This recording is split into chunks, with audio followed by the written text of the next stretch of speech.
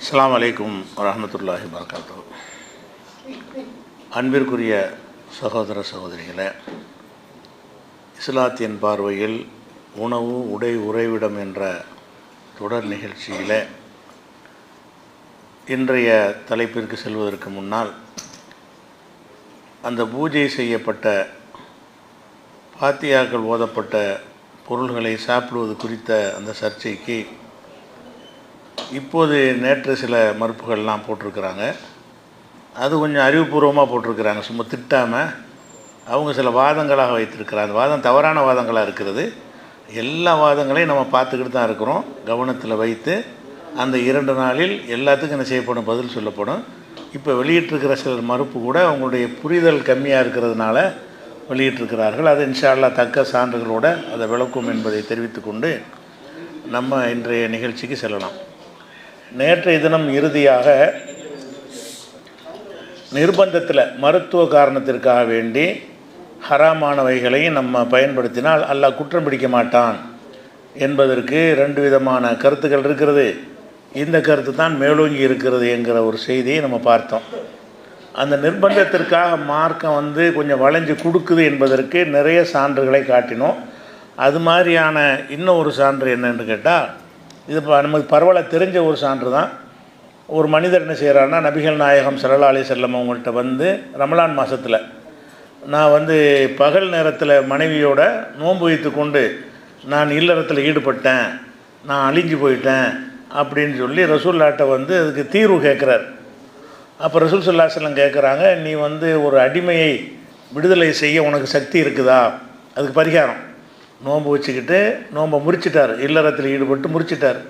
அதுக்கு பரிகாரமாக என்ன செய்யணும்னு கேட்டால், ஒரு அடிமையை விடுதலை செய்யணும், அது உனக்கு ஏழுமான்னு கேட்குறாங்க. அவர் சொல்கிறார், இல்லை அது ஏழாது, எனக்கு ஏழாதுன்றார். அப்போ ரசூல்லா கேட்குறாங்க, இப்போ தஸ்தத்தி வன் தசூம ஷஹரைனி முத்ததாபியனி, தொடர்ந்து 2 மாதங்கள் உனக்கு நோன்பு வைக்க ஏழுமா? அது முடியலைன்னா அடுத்த பரிகாரம் அப்படிங்கிறாங்க. அதுவும் நம்மள்கிட்ட ஏழாதுன்றார். அதுக்கப்புறம் ரசூல்லா கேட்குறாங்க, அப்படின்னா ஒரு 60 ஏழைக்கு உணவு கொடுக்க இயலுமா அப்படின்னு கேட்குறாங்க. இல்லை, அதுவும் என்கிட்ட இல்லை. அப்படின்னா இது 3 தான் பரிகாரமே. மொத்த பரிகாரமே இந்த 3 தான். நோன்பை முறிச்சிட்டான் அவர், அதாவது இல்லறத்தில் ஈடுபட்டு ரமலான் நோன்பை, சுன்னத்தான நோன்புக்கு இல்லை, கடுமையான நோன்பை முறித்து விட்டார்கள் என்று சொன்னால் அதுக்கு என்ன செய்யணும், அடிமைக்கு விடுதலை செய்யணும். இப்போ நம்மகிட்ட அடிமை கிடையாது, 2 செஞ்சு ஆகணுமா, 2 மாதம் கண்டினியூவாக நோன்பு வைக்கணும், இல்லைன்னா 60 ஏழைக்கு உணவு கொடுக்கணும், அந்த ஒரு நோன்பையும் கலா செய்யணும். முறிச்ச நோம்பையும் கலா செய்வதோடு இது பரிகாரமாக இந்த 2இல் ஒன்றை நம்ம செய்யணும். அந்த காலத்தில் 3இல் ஒன்றை செய்யணும். இப்போ இது எல்லாம் செய்ய முடியலைன்னு நினச்சி இவருக்கு என்ன நம்ம 3 தானே பரிகாரமே, அவர்கிட்ட ஒன்றும் இல்லைன்ட்டார். இல்லைன்னு அப்போ சமுக்கார வச்சு விட்டாங்க. அப்போ என்ன செய்யற, ரசூல்லாட்ட ஒரு பேரிச்சம்பளம் ஒரு கூடை நிறைய கொண்டு ஜக்காத்தெல்லாம் கொண்டாந்து கொடுப்பாங்கல்ல, அந்த மாதிரி சிலரை கொண்டாந்து கொடுக்குறாங்க. கொடுத்தவொன்னு என்ன செய்கிறாங்க, ரசூல் ஸல்லல்லாஹு அலைஹி வஸல்லம் இதை ஏழைக்கு உணவளிக்கணும்ல, இதை எடுத்துக்கிட்டு போய் உணவளிச்சு 60 ஏழைக்கு நீ இதை பகிர்ந்து கொடுத்துருன்னு சொல்ல பேரிச்சம்பழம் வருது, அந்த பேரிச்சம்பழத்தை கொடுத்து நீ 60 ஏழைக்கு இதை சப்ளை பண்ணிக்க அப்படின்னு சொல்கிறாங்க. அப்போ அவர் என்ன செய்வார்னா, ஏழைக்கா, எனக்கு மேலே யார் இருக்கா, இருக்கிறது நான் தான் மேலே, நான் போய் வேறு ஏழைக்கு கொடுக்குறதா அப்படின்னு சொல்கிறார். அப்போ ரசூலுல்லாஹ் என்ன செய்வாங்கன்னா, அப்படின்னா நீனா வச்சுக்க, உன் குடும்பத்துக்கு கொடுக்க, நீ தான் ஏழை, 60 நாளைக்கு நீ சாப்பிட்டுக்க அப்படின்றாங்க. இதை ரசூலுல்லாஹ் கேட்டு சிரித்தார்கள். வேற ஒரு தந்திரமாக பேசுகிறார்ல, இவருடைய பேச்சை கேட்டு ரசூலுல்லாஹ் சிரித்தார்கள் என்று வருகிறது. இது புகாரில் 1937 இன்னும் பல ஹதீஸுகளில் இருக்குது. அப்போ இதில் என்ன விளங்குறோம் என்று கேட்டால், குற்றம் செஞ்சவர் பரிசோட போகிறார். அவர் குற்றம் செஞ்சிருக்கார், பரிகாரம் செய்யணும்.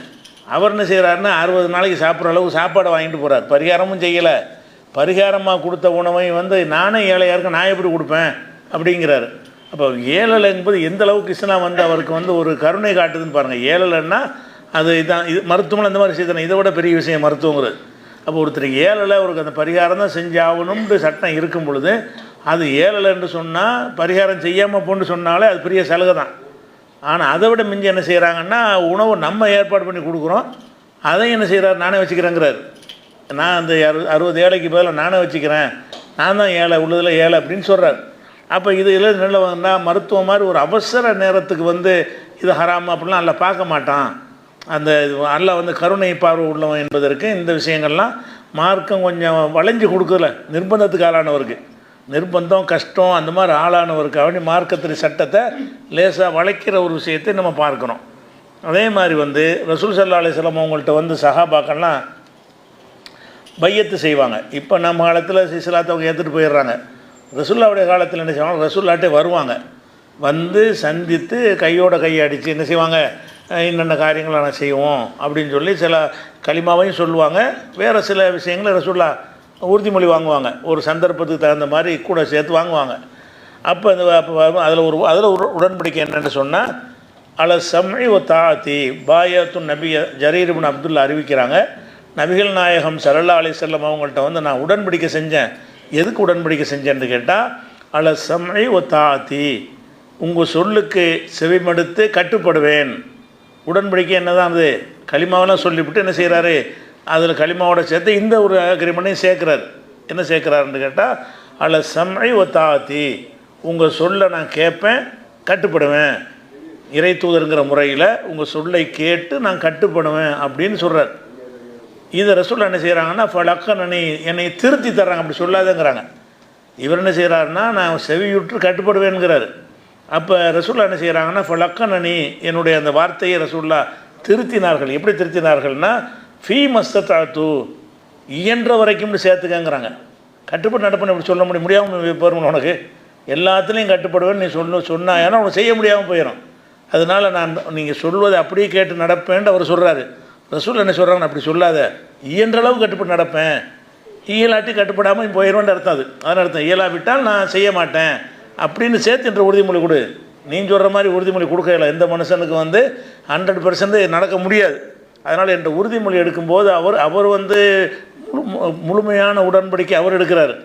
ரசூல் அதில் தளர்த்துறாங்க, அந்த கண்டிஷனில் தளர்த்து என்ன செய்கிறாங்கன்னா, இப்படி எடுக்காதப்பா, ஃபீ மஸ்ததாத்து என்னால் இயன்ற வரை அப்படின்னு சேர்த்துக்க. அந்த வார்த்தையை சொல்லும்போது என்ன செய்யணும், என்னால் இயன்ற வரைக்கும் உங்கள் சொல்ல கேட்டு நடப்பேன் அப்படி தான் சொல்லணும். உங்கள் சொல்ல கேட்டு நடப்பேன்னு மொட்டை நீ செய்யக்கூடாதுங்கிறாங்க. அப்போ அதில் என்ன விளங்குதுன்றா, இயலாத ஒரு நிலை மனிதனுக்கு வரும்போது கட்டுப்பட முடியாத நிலைமை ஏற்படும். அப்படின்னு அது இயலாத நிலைக்கு ஒரு தளர்வு இருக்க தானே செய்யுது. மருத்துவம்னா இயலாத ஒரு நிலை தானே, மருத்துவம் செய்கிறதுனா ஒரு இயலாத ஒரு நிலையில், பலவீனமான நிலையில் தான் அதெல்லாம் செய்கிறோம். அப்போ இயலாதவனுக்கு அந்த ஒரு சலுகையை ரசூலுல்லாஹ் திருத்தி கொடுக்குறாங்கங்கிற ஒரு செய்தி புகாரில் 7204 வருகிறது. இப்படி நிறைய இருக்குது. அதை நேற்று சொன்னதில் விடுபட்ட இந்த 2 ஆதாரங்களையும் சேர்த்துக்கிட்டோம்னு சொன்னால், அல்லாஹ்வுடைய மார்க்கம் வந்து எளிதான மார்க்கம், உங்களுக்கு கஷ்டத்தை நாடலை. எல்லாத்துலேயும் இப்படி தானே செய்கிறோம். நோன்பு பிரயாணத்தில் நோன்பு வைக்கிற சலுகையை கொடுக்கும்போது எல்லாம் என்ன செய்கிறான், அல்லாஹ் உங்களுக்கு கஷ்டத்தை நாட லேசத்தான் நாடுறான், வேறு நாளில் வச்சுக்கிறங்க அப்படின்னா அதெல்லாம் வந்து அந்த சலுகையில் உள்ளது தான். அப்போ அந்த மார்க்கம் வந்து அடியார்களுடைய அந்த பலவீனத்துக்கு ஏற்ப அமைக்கப்பட்ட ஒரு மார்க்கம். எல்லோரும் முழுமையான ஆட்களாக இருக்க மாட்டாங்க, பலவீனமான மனிதர்களும் நிறைய இருக்கிறாங்க. அவர்களுக்கும் ஏற்றவாறு இந்த மார்க்கம் இருக்கணும், நடைமுறைப்படுத்தக்கூடியதாக இருக்கணும்னு ரசூலுல்லாஹ்வுடைய அந்த ஒட்டுமொத்தமான அந்த வழிகாட்டுதலுக்கு ஏற்ப பார்த்தோம்னு சொன்னால், மருத்துவத்துக்கு நம்ம இதெல்லாம் பார்க்க தேவையே இல்லை. மருத்துவத்துக்கு இதை ஹலால் அதை சேர்க்குறான், எதை வேணாலும் சேர்த்துட்டு போகிறான், திங்கிறதுக்காக சேர்க்குறான், ஒரு உயிரை காப்பாற்றுறதுக்கு ஒரு நோயை நீக்கிறதுக்கு தானே செய்கிறான் அப்படின்னு அப்படி தான் அல்லாஹ் எடுத்துக்கிறோம். இந்த ரசூலுல்லாஹ்வுடைய ஹதீஸ்களில் இருந்து அல்லாஹ் அப்படித்தான் எடுத்துக்கிறவான் என்பதை விளங்கிக்கிறோம். இது ஒரு தெரிந்து கொள்ள வேண்டிய விஷயம். இது முடிஞ்சிருச்சு, மருத்துவ சம்மந்தமாக முடிஞ்சிருச்சு. அடுத்ததாக உணவு சம்மந்தப்பட்ட விஷயம் என்னன்னு கேட்டால், இப்போ நம்ம ஹலாலானதை சாப்பிடணும். சாப்பிட்றதுக்கு என்ன செய்கிறாங்கன்னா, மார்க்க அறிஞர்கள்ங்கிற பேரில் ரொம்ப சாப்பிடக்கூடாது, ரொம்ப சாப்பிட்றது தப்பு, 3 பங்கு வயிற்றை பிரிக்கணும், 3ல் 1 பங்கு சாப்பாடு கொடுக்கணும், 1 பங்கு வயிற்றில் தண்ணி கொடுக்கணும், 1 பங்கு காலியாக வைக்கணும். எந்த ஸ்கேலை வச்சு அளக்குறேன்னு தெரியல, ஆனால் சொல்கிறாங்க 3 வயிற்றை 3 பங்காக பிரித்து 1 பங்கு வந்து சாப்பாட்டுக்கு, 1 பங்கு தண்ணிக்கு, 1 பங்கு வந்து ஃப்ரீயாக இருக்கணும்ல, அது இடத்த விட்டுறணும், அவ்வளோதான் சாப்பிடணும். இந்த மாதிரியான கண்டிஷன்லாம் போட்டு இது வந்து பெரிய உயர்ந்த தரஜாங்கிற மாதிரி கூட இந்த சூஃபிசம் இந்த மாதிரியான ஆட்கள்லாம் என்ன செய்வாங்கன்னு கேட்டால், இந்த மாதிரி உணவை குறைக்கிறது என்பது ரொம்ப பெரிய ஒரு அதான் இஸ்லாத்தினுடைய வழிகாட்டுதல். உனக்கு பசிச்சா மட்டும்தான் சாப்பாட்டில் கை வைக்கணும்லாம் சொல்லி வச்சுருக்கிறாங்க. பசிக்காட்டி சாப்பாடு இருந்தாலும் கையை வைக்கக்கூடாது, பசிக்கு தான் சாப்பிட்ணும். ஏன் பசிக்கு மேலே நம்ம சாப்பிடக்கூடாதுன்னா அது கூடாதுங்கிற மாதிரி அந்த கருத்தை சொல்கிறாங்க. அப்போ இந்த அதிகம் சாப்பிடுவதை பற்றி இஸ்லாத்தின் நிலைப்பாடு என்ன அப்படின்னு சொன்னால், இந்த அதிகம் சாப்பிடுவதை பற்றி அது பற்றி ஒரு ஹதீஸ் இருக்கிறது. என்ன ஹதீஸ் இருக்குதுன்னு கேட்டால், சுனன் இப்னு மாஜாவில் இருக்கிறது. அதில் என்ன செய்கிறாங்கன்னா, ரசூல் ஸல்லல்லாஹு அலைஹி வஸல்லம் சொன்னதாக மிக்தாம்ங்கிற ஒரு சஹாபி அறிவிப்பதாக இப்னு மாஜாவில் வருகிறது. அவங்க என்ன செய்கிறாங்கன்னா, மாமல ஆதமியுன் விஆன் ஷர்ரன் மின்பத்தனின், ஒரு ஆதமுடைய மகன் வந்து வயிறு இருக்குல்ல, வயிறை விட ஒரு மோசமான பையை நிரப்புவதில்லை.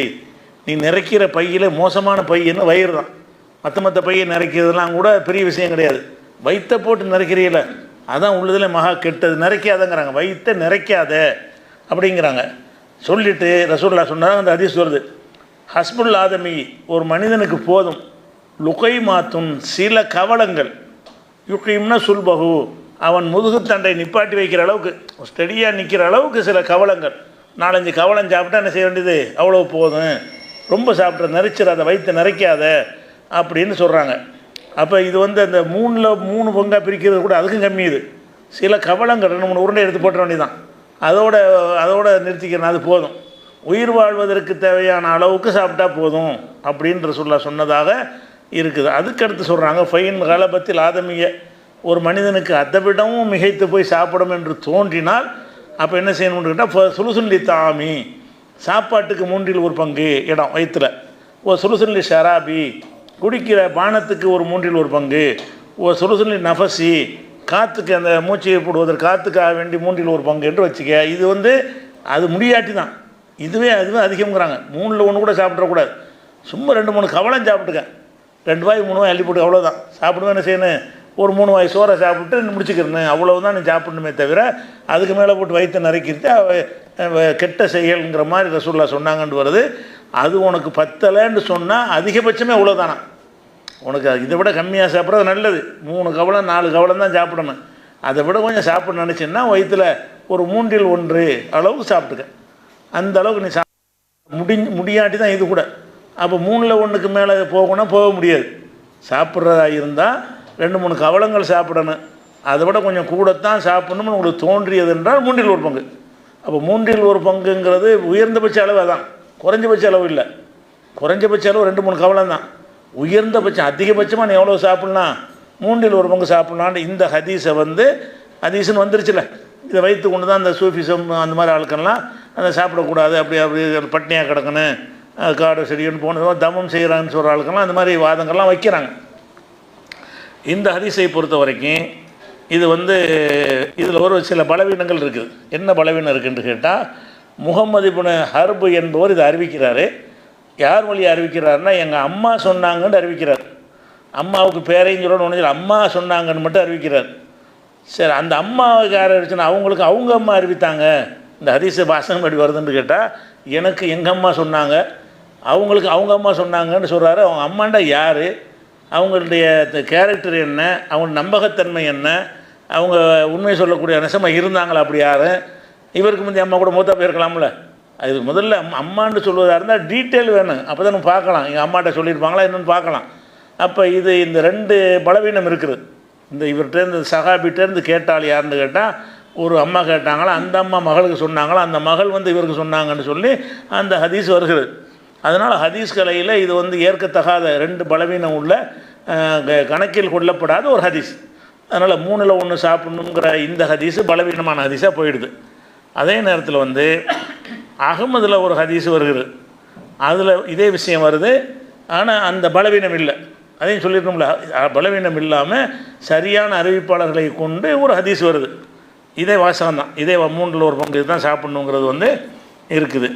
இது எதில் வருதுன்னு கேட்டால், அகமதுலேயும் வருது, ஹாக்கிம்லேயும் வருது, நசையுடைய சுனனுல் குப்ராவிலையும் இருக்கிறது, இப்னு ஹிப்பான்லையும் இருக்கிறது, தபுரானிலையும் இருக்கிறது, முஸ்னது ஷிஹாபுன்னு எல்லாம் இருக்குது. பல நூல்களில் இந்த செய்தி இருக்குது. இந்த செய்தி என்னென்றால், 3ல் 1 தான் நீ சாப்பிடணும், வயிற்றை 3 பங்காக வச்சு அதில் ஒரு அளவு தான் சாப்பிடணும், 3ல் 2 பங்கு காலியாக இருக்கணும், 3ல் 1 தண்ணி வேண்டாம் குடிச்சிக்க. தண்ணி ஒரு பங்கு, தண்ணி ஒரு 33%, சோறு ஒரு 33%, எம்டியாக ஒரு 33%, 3ஆக பிரித்து செய்யணும்னு இந்த ஹதீஸ் சொல்லுது. இந்த ஹதீஸ் வந்து அந்த ஹதீஸ் பலவீனமாக இருந்தாலும் இந்த ஹதீஸ் வந்து அவங்க அம்மான்னு வருகிற அப்படி வராமல் எல்லாம் என் ஆட்களுடைய அறிவிப்பாளர்களோடு வருகிறது, சரியாகவும் இருக்குது. அப்போ இந்த ஹதீஸை வச்சு பார்த்தீங்கன்னு சொன்னால் இவ்வளோதான் சாப்பிட்ணுன்னு வருது, இவ்வளோதான் சாப்பிட்ணும். அப்போ இவ்வளோ தான் சாப்பிட்ணும்னு இந்த ஹதீஸை வச்சு சரியான ஹதீஸ் நான் முடிவு எடுக்கணும்ல, அப்படி எடுப்பதாக இருந்தால் எடுக்கலாம். ஆனால் இது குறித்து மற்ற ஆதாரங்கள் என்ன இருக்குது, இந்த இந்த அளவு தான் சாப்பிடணும் என்ற மாதிரி மார்க்கத்தில் சொல்லப்பட்டிருக்குதா? இதெல்லாம் தூக்கி சாப்பிட்ற அளவுக்குலாம் சாப்பிட்டு இருக்கிறாங்க, சாப்பிடலாம்னு ஆதாரம் இருக்கான்னு பார்த்தோம்னா இந்த ஒன்று தான் இதுக்கு ஆதாரமாக இருக்கே தவிர ஏராளமான ஆதாரங்கள் வந்து சாப்பிட்றன்னா பூந்து விளையாடலாம்னு சொல்லுது. அப்படி தான் ஏராளமான ஆதாரங்கள் இருக்குது. அது எப்படி ஆதாரம் இருக்குன்னு கேட்டால், இப்போ முதல்ல ஆதம் அலைஹிஸ்ஸலாத்தை அல்லாஹ் படைக்கிறான். அவருடைய வந்து ஜோடியை படைச்சிட்றான். ஜோடியை படைச்சி ஒரு சோலையில் அவங்கள வைத்து என்ன செய்கிறான்னு கேட்டால், இந்த மரத்தை மட்டும் நீங்கள் நெருங்காதீங்க, பாக்கி உள்ள எல்லாத்தையும் சாப்பிடுங்க அப்படின்னு சொல்கிறதுக்கு வந்து அல்லாஹ் என்ன வார்த்தையை சொல்கிறான்னு கேட்டால், ஓ குலா மின்ஹா, நீங்கள் 2 பேரும் இந்த சோலையில் நீங்கள் சாப்பிடுங்கள், ரகதன். ரகதன்னா வந்து கண்டமேனிக்கு சாப்பிடுங்கன்னு அர்த்தம். ரகதன்கிறது சும்மா தாராளமாக கணக்கு விளக்கு இல்லாமல் சாப்பிட்றதுக்கு அந்த ரகதுன்னு சொல்லுவாங்க. ரகதுன்னு சொன்னால் நீ பூந்து விளையாடுன்னு சொல்கிறோம்ல, அதுக்குள்ள வார்த்தை. பூந்து விளையாடுன்னு அர்த்தம், எம்பிட்டுனாலும் சாப்பிட்டுக்கலான்ட்டு.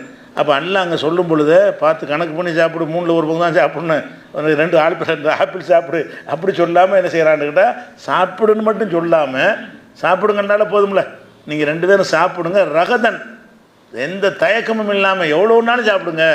அப்போ எவ்வளோ நாளும் சாப்பிடுங்க என்பது தான் மனித குலத்துக்கு உணவு சம்பந்தமாக வந்த முதல் கட்டளை. மனிதனுக்காக உணவு சம்பந்தமாக அல்லாட்டிருந்து வந்த முதல் கட்டளை என்ன? பூந்து விளையாடுன்னு தான் கட்டளை வந்திருக்குது. சாப்பாட்டுக்கு வகை வைக்க ஹலாலாக இருக்கணுமே தவிர இவ்வளவுக்கு முடியுமோ அவ்வளோ சாப்பிட்டுக்க அப்படின்னு அல்லாஹ் வந்து ஆதம் அலைஹிஸ்ஸலாத்துக்கு சொல்லும்போது என்ன செய்யலை, இந்த கண்டிஷனில் முதல் சொல்லணும்.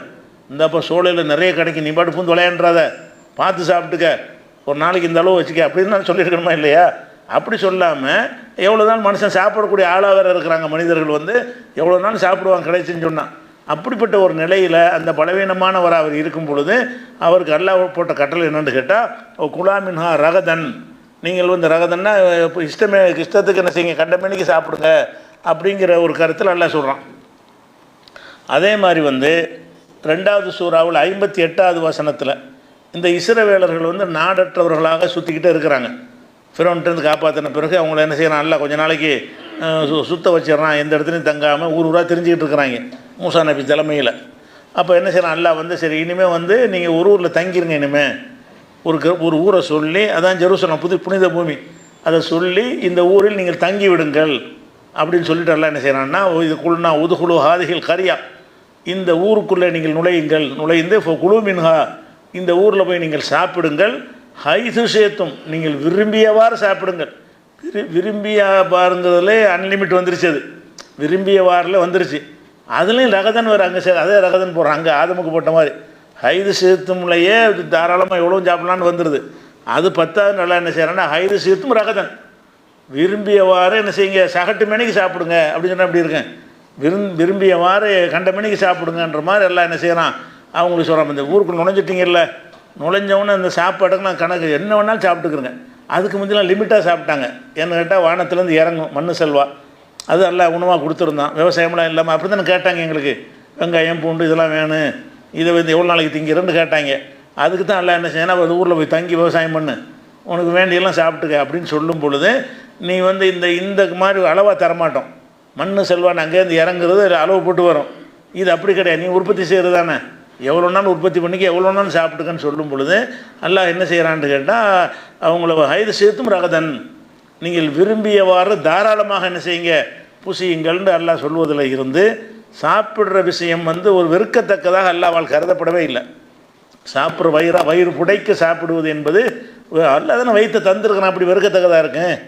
அவன் தானே வயிறு பசியெல்லாம் தந்துருக்கிறான், போட்டால் நிறைக்கிற மாதிரி அமைச்சு வச்சுருக்கிறான், இல்லாட்டி அது சுருக்கி வச்சுருப்பான்ல, வந்து 3ல் 2 பங்கு குடல் இல்லாமல் ஆக்கியிருப்பான்ல, அது எவ்வளோ நாள் கொள்கிற அளவுக்கு இப்போ ரப்பர் மாதிரி எடுத்து எவ்வளோ நாள் கொள்ளுத, அந்த மாதிரி எல்லாம் படைச்சிருக்கிறான். நம்ம சாதாரண அளவு விட இப்போ தொஞ்சி இவ்வளோலாம் வந்துடுது, இவ்வளோ பெருசாக கூட ஆகுது, அப்படிலாம் நல்லா படைத்தானே வச்சுருக்கிறான். அதனால் கிழிஞ்சிக்கிட்டு வரமாட்டேங்குதுல்ல, இவ்வளோ போட்டாலும் இந்த வயிறு உப்பி போய் ஆப்ரேஷன் பண்ணி எடுக்கிற மாதிரியே வருது. அது பாட்டுக்கு நீ எவ்வளோ நாள் தின்னுட்டு போ, வயிறு தள்ளிக்கிட்டு வேணாலும் வருமே தவிர அது வீணாக போகாது, அந்த குடல் வந்து என்ன செய்ய தெரிச்சு போகாது. ஏதாவது சாப்பாடு நிறைய சாப்பிட்டு தெரிச்சவன் என்னாச்சு இருக்கிறானா, அப்போ அந்த குடல் என்ன செய்யுது, எம்புட்டுனாலும் தாங்கக்கூடியதாக எல்லாம் படைச்சிருக்கும் பொழுது நீ வந்து 3ல் 1 தான் திங்கணும்னு சொல்வது என்ன ஒரு நியாயம்டா? அது நியாயம் கிடையாது. இது அல்லாஹ்வுடைய ஏற்பாடு, தாராளமாக சொல்லிட்டான். அதே மாதிரி வந்து ஒரு ஊரை பற்றி அல்லாஹ் 16வது சூறாவில் 112வது சூறாவில் சொல்கிறான். ஒரு ஊர் இருந்தது, ஊர் பேர்லாம் சொல்லலை, அந்த ஊருக்கு நிறைய இதெல்லாம் கொடுத்துருந்தோம், தாராளமாக வாரி ரிஸ்க்கெல்லாம் கொடுத்துருந்தோம். அதுக்கப்புறம் இங்கே ஒழுங்காக நடக்கலை அப்படிங்கிறத சொல்லும் பொழுது ஏத்திஹா ரிசுக்குஹா ரகதன், அந்த ஊருக்கு ரிசுக்கு வந்து தாராளமாக கணக்கு இல்லாமல் கிடைத்து கொண்டு இருந்தது. மின்குள்ளி மக்கானின் ஒவ்வொரு பகுதியிலிருந்தும் உணவு வந்து குவிய ஆரம்பித்தது. ஆனால் அவ்வளவையும் தின்றுட்டு நினைஞ்சிட்டாங்க, நன்றி மறந்துட்டாங்க அப்படின்னு நல்லா சொல்லும் பொழுது, ஏன்டா ஒரு ஊரில் எவ்வளோ பாக்கியம் தந்திருந்தேன், எல்லா பகுதிகளிலேருந்து உனக்கு உணவுகளை கொண்டாந்து கூட்டுனானே, தாராளமாக தந்தனேன்னு சொல்லும் பொழுது அதுலேயும் ரகதன்னு எல்லாம் போடுறான். அது தந்தேன்னு உணவை தரும்போது சொல்லும் போதில் உணவை உனக்கு கரெக்டான அளவுக்கு தந்தேன் அப்படின்னு சொல்லலாம்ல. அளவுலாம் கிடையாது, அன்லிமிட்டு தான் எல்லாமே. அன்லிமிட்டுக்கு தான் ரகத்தும்பாங்க. லிமிட்டோடு தர்றதுக்கு பேர் ரகத்து இல்லை. அன்லிமிட்டாக உனக்கு தந்த, லிமிட் இல்லாமல் எல்லை இல்லாமல் உனக்கு தந்திருக்கிறேன்னு சொல்லி 16:112 எல்லாம் சொல்லி காட்டுறான். அப்போ இந்த ஒரு இதை பார்க்கும் பொழுது, அப்போ 3ல் 1 சாப்பிட்றோம், அப்படி 2 கவலம் தான் சாப்பிடணும் என்று சொல்வது வந்து அல்லாவுடைய ஒரு போதனையாக இருக்க வாய்ப்பு இல்லை. அல்லாஹ் வந்து அப்படி செய்ய மாட்டான். அப்படி மனிதனுக்கு நாட்டம் ஹராமே தடுத்து வச்சுவிட்டான். அது வேறு மற்றவன்லாம் எது ஒன்றாலும் திம்பான். முஸ்லீமாக இல்லாட்டி என்ன செய்வான், அவன் கண்டதையும் திம்பானா இல்லையா? அப்போ அந்த கண்டிஷன் போட்டு தடுத்த பிறகு மறையான் லிமிட் பண்ண போகிறான். இதெல்லாம் திங்காதப்போ மற்றதெல்லாம் பூந்து விளையாடுன்னு சொல்லுவது தானே அதுக்கு அர்த்தமாக இருக்க முடியும். இதுக்கு மாற்றமாக இருக்குது. அதுக்கடுத்து என்னென்று கேட்டால், ஒரு நாள் ரசூல் ஸல்லல்லாஹு அலைஹி வஸல்லம் அவர்கள் என்ன செய்கிறாங்கன்னா, சரியான பசின்னு வெளியே வர்றாங்க, விட்டு வெளியே வர்றாங்க. வந்தால் அபூபக்கர் வெளியே வந்து அவர் ஏதோ ஒரு பசிக்காக சம்பாதிக்கிற வேலைக்கு போகிறதுக்காக அவர் வந்திருக்கிறாரு. என்னப்பா எங்கே வந்திருக்கிறேன்னு கேட்குறாங்க. பசி தான், அதுக்கு தான் ஏதாவது தேடி வந்திருக்கிறோன்னு அவங்க சொல்கிறாங்க. அப்புறம் உமர் வர்றார். அப்புறமேலு, நீ எதுக்குப்பா வந்திருக்க? பசி தான் அப்படின்னு. ரசூலுல்லாஹ் சொல்லுவாங்க, நீங்கள் 2 பேரும் எதுக்கு வந்து இல்லை, எனக்கு நானும் அதுக்கு தான் வந்திருக்கிறேன், இப்போ பசிக்கு என்ன செய்யலான்றது ஐடியா பண்ணி தான் நான் வந்திருக்கிறேன் அப்படின்னு சொல்கிறாங்க. 3 பேரும் சரியான பசி. அப்போ சரியான பசியாக இருக்கும். என்ன செய்கிறாங்க, ரசூல் ஸல்லல்லாஹு அலைஹி வஸல்லம், சரி ஒரு அன்சாரியுடைய ஒரு ஆளுடைய தோட்டம் ஒன்று இருக்குது, அவர் வர சொல்லியிருக்கிறாரு விருந்துக்கு. எப்போ சொல்லியிருப்பார் போல இருக்குது. அந்த காலத்தில் விருந்துக்குன்னா நீங்கள் வந்து காசு பணம் ரெடி பண்ண அப்படி விருந்து கிடையாது. அவங்கள்ட்ட ஆடு இருக்குது, மரம் இருக்குது, எப்போ போனாலும் அடுத்து தந்துடுவாங்க. வேறு மற்ற விருந்துனா சொல்லிட்டு போகணும். அது காசு கொடுத்து வாங்குறது, கையில் காசு இருக்கா அப்படின்லாம் யோசிக்கிற மாதிரி விருந்துனா திடீர்னு ஒரு வீட்டுக்கு போக முடியாது. ஆனால் அந்த காலத்தில் என்னென்னா எல்லாம் 100 ஆடு வச்சுருப்பாங்க. எப்போ போனாலும் பால் கறந்து தருவாங்க. அது எப்போ போனாலும் பேரிச்சம் தோட்டம் இருக்கும், கனிகளை கொண்டாந்து கொட்டுவாங்க. அப்படி இருந்ததுனால ரசூலுல்லாஹ் வந்து அறிவிக்காமலே போகிறாங்க. ஒரு அன்சாரி ஒரு ஆள் இருக்கார், அவர் வர சொல்லியிருந்தார், அங்கே போவோம்னு சொல்லி என்ன செய்கிறாங்க, 3 பேருமா அந்த அன்சாரியுடைய வீட்டுக்கு வர்றாரு. வந்தோன்னு என்ன செய்கிறாங்கன்னா, அவங்க மனைவி தான் இருக்கிறாங்க. அவர் ஆளை காணோம். எங்கேம்மா அந்த ஆள் அப்படின்னு கேட்குறாங்க. ஐநா ஃபுலான் எங்கே எங்கேன்னு கேட்குறாங்க. அவங்க சொல்கிறாங்க, நல்ல குடி தண்ணீர் எடுப்பதற்காக வெளியே போயிட்டார். குடி தண்ணீர் வெளியே எடுக்கணும் போல இருக்குது. உப்பு தண்ணி உள்ள கிணறுன்னு வச்சுருப்பாங்க. குடி தண்ணீர் எடுக்கிறதுக்காக வேண்டியதாக ஊற்று அந்த மாதிரி நல்ல கிணறுகள் இருக்கும்னு நினைக்கிறேன், அதை தேடி போயிட்டார் அப்படின்னு சொல்லிகிட்டு இருக்கும்போதே வந்துட்டார். அவர் யார் வந்துட்டா, அந்த வீட்டு எஜமான் வந்துடுறார். வந்து ரசூலுல்லாஹ்வெல்லாம் பார்த்தவொன்னே, அல்லாஹ்வுக்கு எல்லா போகணும், இவ்வளோ அற்புதமான விருந்தாளிகள் எனக்கு வந்துட்டீங்க இன்றைக்கி அப்படின்னு சொல்லி சந்தோஷப்பட்டு என்ன செய்கிறாருன்னு கேட்டால், உடனே வந்தவங்களுக்கு ஏதாவது உடனடியாக உபசரிக்கணும்ல, அதுக்காக என்ன செய்கிறாருன்னு கேட்டால், பேரிச்சம்பழ குலைகளை வெட்டிக்கிட்டு வர்றார்.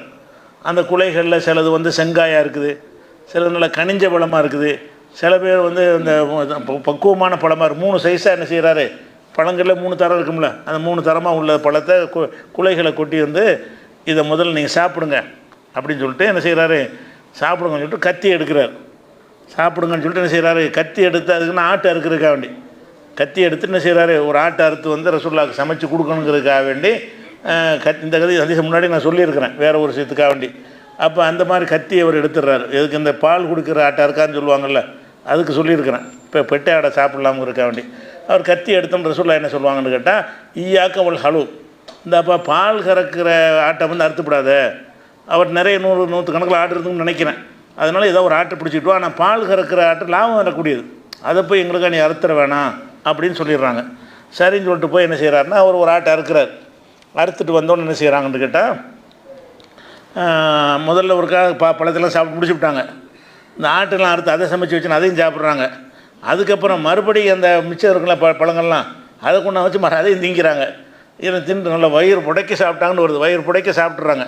சாப்பிட்டோன்னு என்ன செய்கிறாங்கன்ற ரசூலுல்லாஹ் சொல்கிறாங்க, உள்ளதி நஃப்ஸி பியதிஹி, யாருடைய கையில் என்னுடைய உயிர் இருக்கிறதோ அவன் மீது சத்தியமாக சொல்கிறேன், இல்லை துஸ்அலுன்ன அன் ஹாதன் நஈம் யௌமல் கியாமா, இந்த பாக்கியத்தை குறித்து மறுமை நாளில் நீங்கள் விசாரிக்கப்படும் பொழுது, தந்தனை நீ ஒழுங்காக வணக்கம் செஞ்சியா, கடமை செஞ்சியான்னு விசாரிக்கப்படுவீங்க அப்படின்னு சொல்லிட்டு ரசூலுல்லாஹ் என்ன செய்கிறாங்கன்னா அதை சொல்கிறாங்கன்னு வருது. இதை பார்த்திங்கன்னா ஒரு 3 பேருக்காக ஒரு ஆடு அறுக்கப்பட்டிருக்கு. 3 பேர் ஒரு ஆடு திங்கிறதுங்கிறது 1/3 மூணில் ஒரு பங்கா 3 பேருக்கு ஒரு ஆடு. அது போக அந்த மொத்தமே பேரிச்சம்பழத்தை ஒரு முழு உணவை 2 பழம் தான் திம்பாங்க. 2 பழம் தான் உணவாக இருக்கிற அளவுக்கு சமுதாயம் அது. இங்கே குலையாக கொண்டாந்து வைக்கிறார். இவர் வசதியான உலகாருக்கு போய் என்ன செய்கிறாரு, பேரிச்சம் குலைகளை கொண்டாந்து வைக்கிறாரு. கனிஞ்ச பழங்கள் ஒரு பக்கம் இருக்குது, செங்காய் ஒரு பக்கம் இருக்குது, பக்குவமட்ட பழங்கள் வேறு இருக்குது. 3 வகையான பழங்களை கொண்டாந்து போடுறாரு. அம்புட்டை அதையும் சாப்பிட்டு முடிச்சுட்டு அதுலேயும் வயிறு நிறைஞ்சிருது. அப்புறம் அந்த அடுத்த ஆட்டிலேருந்து என்ன செய்கிறாரு, அதை பொறிச்சு நம்ம ஒரு இறைச்சியை மட்டும் கொடுத்தாரா, அதுக்கு ரொட்டிக்கிட்டு வச்சாரான்னு தெரியல. இறைச்சி மட்டும் ஒரு ஆடு அறுத்துருக்குறாங்க, இறைச்சியை மட்டும் கொடுத்தாரா, ரொட்டிக்கிட்டு ஏதாவது வச்சுருப்பார்ல, அந்த மாதிரியும் கொடுத்தாருன்னு சொன்னால் ஒரு ஆட்டையும் அதோட சேர்த்த உணவையும் சாப்பிட்டு அது போக இந்த பழங்களையும் சாப்பிட்டு அது முடித்த பிறகு மிச்ச பழங்களையும் மறுபடியும் சாப்பிட்றாங்களாம். மிச்ச பழங்களையும் பேரிச்சம்பழங்களையும் சாப்பிட்டுட்டு தண்ணியும் குடித்து நல்லா ஃபலம்மான் ஷபிவு, வயிறு நிறைந்த பொழுது, வயிறு ஃபுல்லாகிடுச்சின்னு வருது. வயிறு ஃபுல்லான 33% அது 100% வருது, வயிறு ஃபுல்லாகிடுச்சு. அப்போ இது 3ல் 1 தான் திங்கணும்னு ரசூலுல்லாஹ் நமக்கு போதனை செஞ்சுட்டு அவங்க இந்த மாதிரி பூந்து விளையாண்டுருப்பாங்களே. நமக்கு ஒரு 2 கவளம் சாப்பிடுன்னா அது கிடைக்கலன்னா சாப்பிட்டுக்கலாம். அந்த மாதிரி சாப்பிட்ருக்குறாங்க. கவளத்து கம்மியாகவும் சாப்பிட்ருக்குறாங்க. கிடைக்கலங்கும்போது வறுமையாக இருக்கும்போது என்ன செய்வாங்க, இருக்கிறத சாப்பிட்டுக்குருவோம். வீட்டில் போய் கேட்பாங்க, ஏதாவது இருக்கான்னு கேட்பாங்க. இல்லைன்னா நோம்பாளியாக இருக்காம்பாங்க. அப்படியே இருந்திருக்கிறாங்க. பேரிச்சம்பழம் இருந்திருக்காங்க, பேரிச்சம்பழத்தை கொண்டாந்து வையின்னு சாப்பிட்ருக்குறாங்க. காஞ்சி போன ரொட்டி தான் இருக்குன்னு சொல்லுவாங்க வீட்டில், அதை சாப்பிட்ருக்குறாங்க. கிடைச்சுன்னா கூடவும் சாப்பிடுவாங்க. கிடைக்கலைங்கிறதுக்காக ரசூல் ஸல்லல்லாஹு அலைஹி வஸல்லம் கம்மியாக சாப்பிட்ருக்காங்களே தவிர அவங்க சாப்பிட்டது இந்த 3 பேருக்கு இதுவும் ரொம்ப நம்ம அந்த கணக்குப்படி பார்த்தா ரொம்ப அதிகம். நம்மளே ஒரு வீட்டில் கல்யாணத்துக்கு ஒரு ஆடு அறுத்தா எத்தனை பேருக்கு சாப்பாடு கொடுப்போம்? ஒரு ஆடு அறுக்கிறன்னா ஒரு 3 பேருக்கு ஒரு ஆடு இருப்பாங்க. ஒரு ஆடு எடுத்தீங்கன்னா ஒரு 100 பேருக்காக விருந்து கொடுப்பீங்கல்ல, 100 பேருக்கு ஒரு ஆடு வருமா? வரும். அந்த அளவுக்கு தான் அந்த அவ்வளோ பெரிய விஷயத்த 3 பேருக்கு சாப்பிட்றாங்களா இல்லையா? அப்போ சாப்பிட்றதுக்கு அந்த லிமிட் இல்லை என்பது இது முஸ்லீமில் வரக்கூடிய ஆதாரப்பூர்வமான ஹதீஸ். அதனால் இந்த 3 பங்கு 2 கவளம் தான் திங்கணும், 3 கவளம் தான் திங்கணும். அதை தவிர பைய வீணாக கெட்டதை நீங்கள் நிரப்புறீங்கன்னா அப்போ ரசூல்லா கெட்டதை நிரப்பிட்டாங்களா? ரசூல்லாவுடைய வயிற்று ஏதோ நிறைச்சிருக்காங்க, இந்த பையை கெட்டதாக நிறைச்சிருக்கிறாங்கன்னு ஒரு அர்த்தம் வருது. அப்போ அந்த ஹதீஸு இதோட மோதுகிறது. அந்த ஒரு செய்தி தான் இருக்கிறது, இது மோதுகிறது, ஆயத்துணை மோதுகிறது. அதே மாதிரி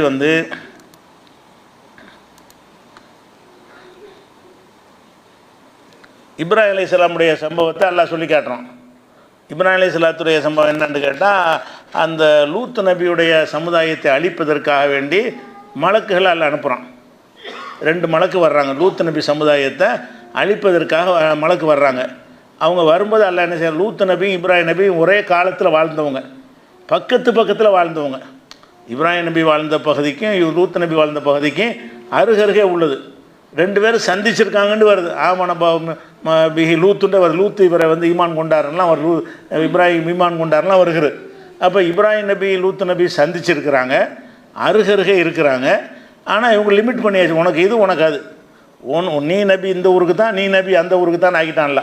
அதனால் லூத் நபி என்பவர் ஒரு பகுதிக்கு இந்த ஓரினை சேர்க்கை செஞ்சாங்கல்ல, அந்த பகுதிக்கு அவர் நபியாக இருக்கிறாரு. இவர் அந்த ஜெருசலம் இந்த பகுதிக்கு என்ன செய்கிறாரு, அது லூத் நபியுடைய இதுக்கு அதுக்கு ஹதீஸில் வராட்டாலும் தப்சீர் வரலாறுகளில் அவருடைய ஊருக்கு பேர் ஊருன்னு சொல்கிறாங்க. ஊருடைய பேர் அரபியில் ஊருங்கிற பகுதியில் அவர் இருந்தார்னு சொல்கிறாங்க. அப்போ அந்த லூத் நபி சமுதாயத்துக்கு அழிக்கிறதுக்காக வேண்டி நேர லூத் நபி ஊருக்கு போயிட வேண்டியது தானே. அவங்க நேரம் அங்கே போகாமல் இங்கே இப்ராஹிம் நபிகிட்ட வர்றாங்க. எதுக்கு வந்திருக்கிறீங்கன்னு கேட்குறாரு இப்ராஹிம் நபி.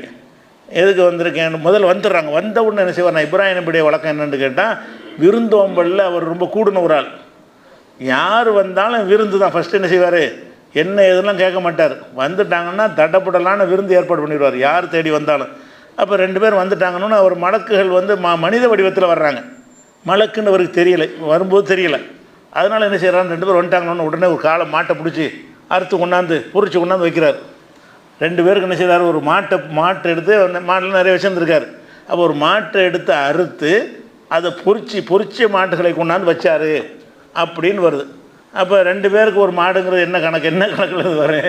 2 பேர் சாப்பிடுவது, 2 பேர் தானே வந்திருக்கிறீங்க, அதுக்கு ஏன் ஒரு மாடு என்னது, ஒரு கோழி இருக்கலாம்ல. 2 பேர் வந்தாங்கன்னா ஒரு கோழி அறுத்தா போதும் தானே. அப்போ கோழி மாதிரி ஏதாவது ஒரு பிராணியாக இருக்கிறதுக்கு பதிலாக அவர் என்ன செய்கிறாரு, ஒரு மாட்டை அறுத்து பொறித்து கொண்டாந்து வச்சார்னு வருது. எப்படி வருது, 11ஆவது சூறாவில் 70ஆவது வசனத்தில், ஃபமா லபிச அஞ்சா பிஜ்ரின் ஹனீத், கொஞ்ச நேரம் கூட அவங்க ஆகவில்லை, உடனே மாட்டை பொறிச்சு கொண்டு வந்துட்டார் மாட்டை அறுத்து நெஞ்சிட்டாரு பொறிச்சு கொண்டாந்து விருந்தாளிக்கு வைக்கிறார். அவங்க என்ன செய்கிறாங்கன்னு வச்சோடனே சாப்பிட மாட்டேங்கிறாங்க. மலக்கு சாப்பிட மாட்டாங்கல்ல. என்னடா அந்த ஆளுக்கு என்ன பண்ணி யார் உங்களை யாருன்னு தெரியல, நீங்கள் யார் சாப்பாடு வச்சு சாப்பிட மாட்டேங்கிறீங்கன்னொன்னே, அப்போ தான் நாங்கள் மலக்குகள், நாங்கள் வந்து லூத் நபி சமுதாயத்தை அழிக்கிறதுக்கு எங்களை அனுப்பியிருக்கிறான்ல, ஆண்டவே அந்த வழியில் வந்து உங்களுக்கு ஒரு நற்செய்தி சொல்கிறதுக்கு நல்லா அனுப்பியிருக்கிறான். என்ன நற்செய்தின்னு சொன்னால், இவருக்கு ரொம்ப நாளாக பிள்ளை இல்லை, வயசான காலத்தில் ஒரு குழந்தைக்கு நற்செய்தி சொல்வதற்காக வேண்டி வந்திருக்கிறோம் அப்படின்னு சொல்லி, உங்களுக்கு ஒரு ஆம்பளை பிள்ளை பிறக்க போகுது அப்படிங்கிற ஒரு நற்செய்தி என்ன செய்கிறாங்க அந்த மலக்குமார்கள் அப்போ சொல்கிறாங்க. அதுக்கு தான் வந்திருக்காங்க. இல்லாட்டி நேரம் அங்கே போயிருக்கலாம். லூத் நபி அழிப்பதற்கு லூத் நபி ஊருக்கு போயிருக்கலாம். போகும்போது இவரை சந்திச்சுட்டு என்ன செய்கிறாங்க, அப்போ இவர் கேட்பார், லூத் நபி சமுதாயத்தை அழிச்சுன்னா லூத்து நல்லவங்களாம் இருக்கிறாங்களா, அவங்கள என்ன செய்வீங்க அப்படின்னு இப்ராஹிம் நபி என்ன செய்வார் கேட்பார். அவங்கள நான் காப்பாற்றிடுவோம், அவங்கள தனியாக பிரித்தெடுத்து தான் அழிப்போம், கவலைப்படாதீங்க அப்படின்னு சொல்கிறாங்க. அப்போ இதில் என்ன இது எங்கே வருதுன்னு கேட்டால், 11வது சூறாவில் 69வது வசனம், 51வது சூறாவில் 26வது வசனம். இந்த 2 இடத்துலையும் இப்ராஹிம் நபி அவர்கள் வந்து வந்த மலக்குகளுக்கு வந்து ஒரு மாட்டை அறுத்து கொண்டாந்து பொறிச்சு வச்சார் அப்படின்னு இருக்குது. அப்போ வந்து மாட்டை அறுத்து கொடுத்தா எவ்வளோ பெரிய தட்டாக இருக்கும், இந்த டேபிள் காணாது, அந்தளவுக்கு பொறிச்சு கொண்டாந்து வைக்கிறதுங்க வயிற்றில் 3ல் 1 இது இவ்வளோ அளவு இந்த டேபிளில் அடுக்க முடியும். ஒரு மாட்டை அறுத்து பொறிச்சா இது இந்த டேபிள் தாங்குமா? அப்போ இந்த அளவுக்கு கொண்டாந்து குவிச்சு வச்சாங்கன்னு சொன்னால், அப்போ சாப்பாடு எந்த அளவுக்கு இருந்திருக்குது, பெரிய அளவில் இருந்திருக்கா இல்லையா? அப்போ அந்த மாதிரியான இருக்குமானால், இப்போ இப்ராஹிம் நபியை பின்பற்ற சொல்ல அல்லாஹ் உங்களுக்கு சொல்கிறான், இத்தபி மில்லத்தை இப்ராஹிம் ஹனீஃபா, இப்ராஹிமுடைய மார்க்கத்தை பின்பற்றுங்கன்னு சொல்கிறான். இப்ராஹிமுடைய மார்க்கம் என்னென்னா வயிறு புடைக்க சாப்பாடு கொடுக்குறது அவருடைய மார்க்கமாக இருக்குது. அவருடைய மார்க்கம் என்னது, அப்போ சாப்பாட்டில் வஞ்சம் இல்லாமல் சாப்பிடுங்கிறது தான் இப்ராஹிம் நபியுடைய மார்க்கம். அப்போ இப்ராஹிம் நபியை பின்பற்றணும்னு சொன்னால், அப்போ எப்படி 3ல் 1 கொஞ்சம் 2 கவலம் சாப்பிடுங்கன்ட்டு மார்க்கம் சொல்லணும். அப்போ இதெல்லாம் குரானில் உள்ள இந்த விஷயத்துக்கே மாற்றமாக இருக்கிறது. அந்த அந்த 3ல் 1 ஹதீஸ் அறிவிப்பாளர் சரியாக இருப்பாங்க, அறிவிப்பாளர் சரியாக இருந்தால் அப்போ இதுக்கு என்ன சொல்ல போகிறீங்க? இப்போ இதெல்லாம் அப்போ தப்பா? இப்ராஹிம் நபி செஞ்சே தப்பு, ரசூல்லா போய் திண்டாங்களே ஒரு ஆட்டையும் கனிகள்லாம் சாப்பிட்டாங்க, அது தப்புன்னு சொல்லுவீங்களா?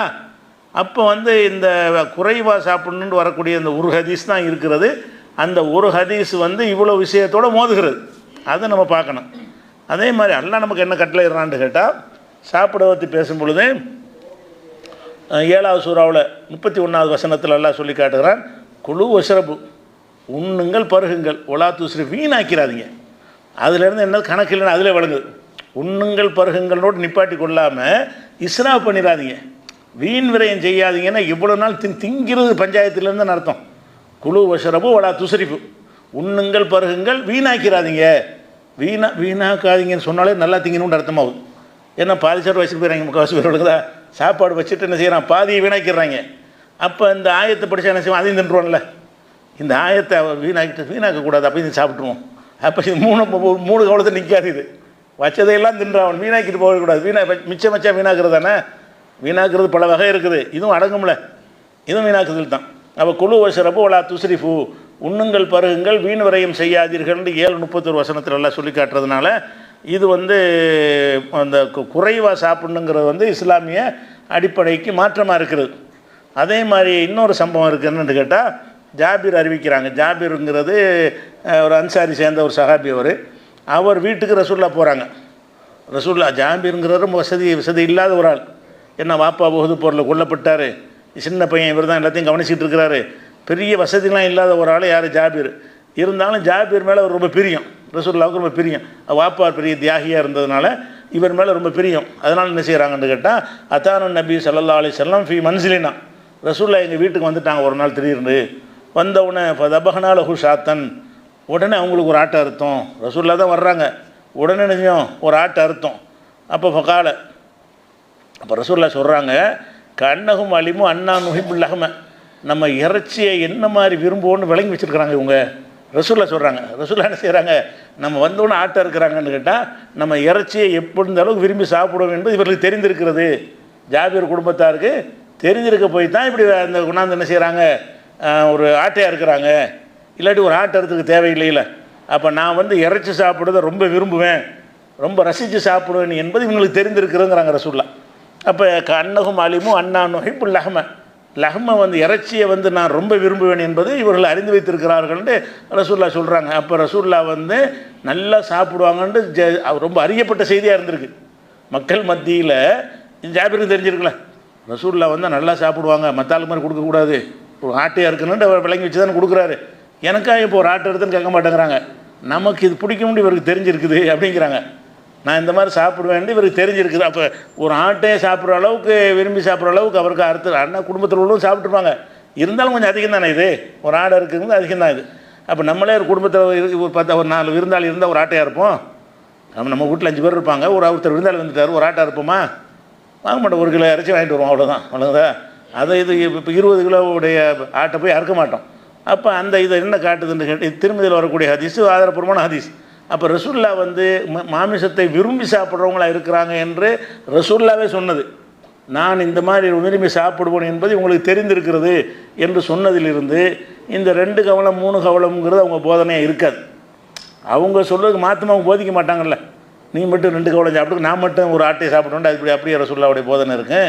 அவங்களுடைய போதனை இந்த மாதிரி இருந்திருக்கு. அவங்க என்ன மாதிரி சாப்பிட்றாங்களோ அது நின்று சாப்பிட்டுக்கன்னு தான் சொல்லுவாங்க. அப்போ இந்த விஷயத்துக்கு அது மாற்றமாக இருக்குது. இதெல்லாம் வச்சு பார்க்கும் பொழுது அந்த குறைவாக சாப்பிடணும் என்பது இஸ்லாத்தில் கிடையாது. எவ்வளோ நாள் அதில் நோன்பு நேரத்தில் கொஞ்சமாக சாப்பிடணும், அது வேறு சேர்த்துக்கிறாங்க. இந்த அஜர்த்துமார் பயான் பண்ணும்போது இன்னும் நோன்பு வைக்கிறீங்க. நோன்புனா என்னது? ரமலானை விட மற்ற நாளை விட ரமலான் ரொம்ப ஜாஸ்தியாக சாப்பிட்றீங்கிறாங்க. ஜாஸ்தியாக சாப்பிட்ற என்ன கணக்கு? தேவைன்னா சாப்பிட்டு தான் செய்வாங்க. அப்போ அதெல்லாம் குற்றம்னு சொல்கிற அளவுக்கு நோம்பில் அதிகமாக சாப்பிட்றக்கூடாது, நோம்புடைய அந்த இதே ஃபாயுதாவே கிடைக்காதான். சில பயான்களில் மூலயமா என்ன செய்கிறாங்க, நோம்புடைய ஃபாயுதாவே கிடைக்காது. நீங்கள் வாட்டுக்கு இதை விட ஜாஸ்தியாக சாப்பிட்டீங்கன்னா அப்போ இந்த கணக்கை எல்லாம் பார்ப்பான். அவன் சாப்பிடக்கூடாதுங்கிற நேரத்தில் சாப்பிடாமல் இருந்தியா அது மட்டும் தான் நல்லா பார்ப்பானே தவிர சாப்பிட அனுமதிச்ச நேரத்தில் என்ன சாப்பிட்டா அவனுக்கு என்னென்ன? அவன் தான் அனுமதிச்சு விட்டானே. அவன் அனுமதித்த நேரத்தில் எவ்வளோ சாப்பிட்டா அல்லாஹ்க்கு என்ன பிரச்சனை? அதில் அல்லாஹ் அது பிரச்சனையாக கருதக்கூடியவனா இல்லையே.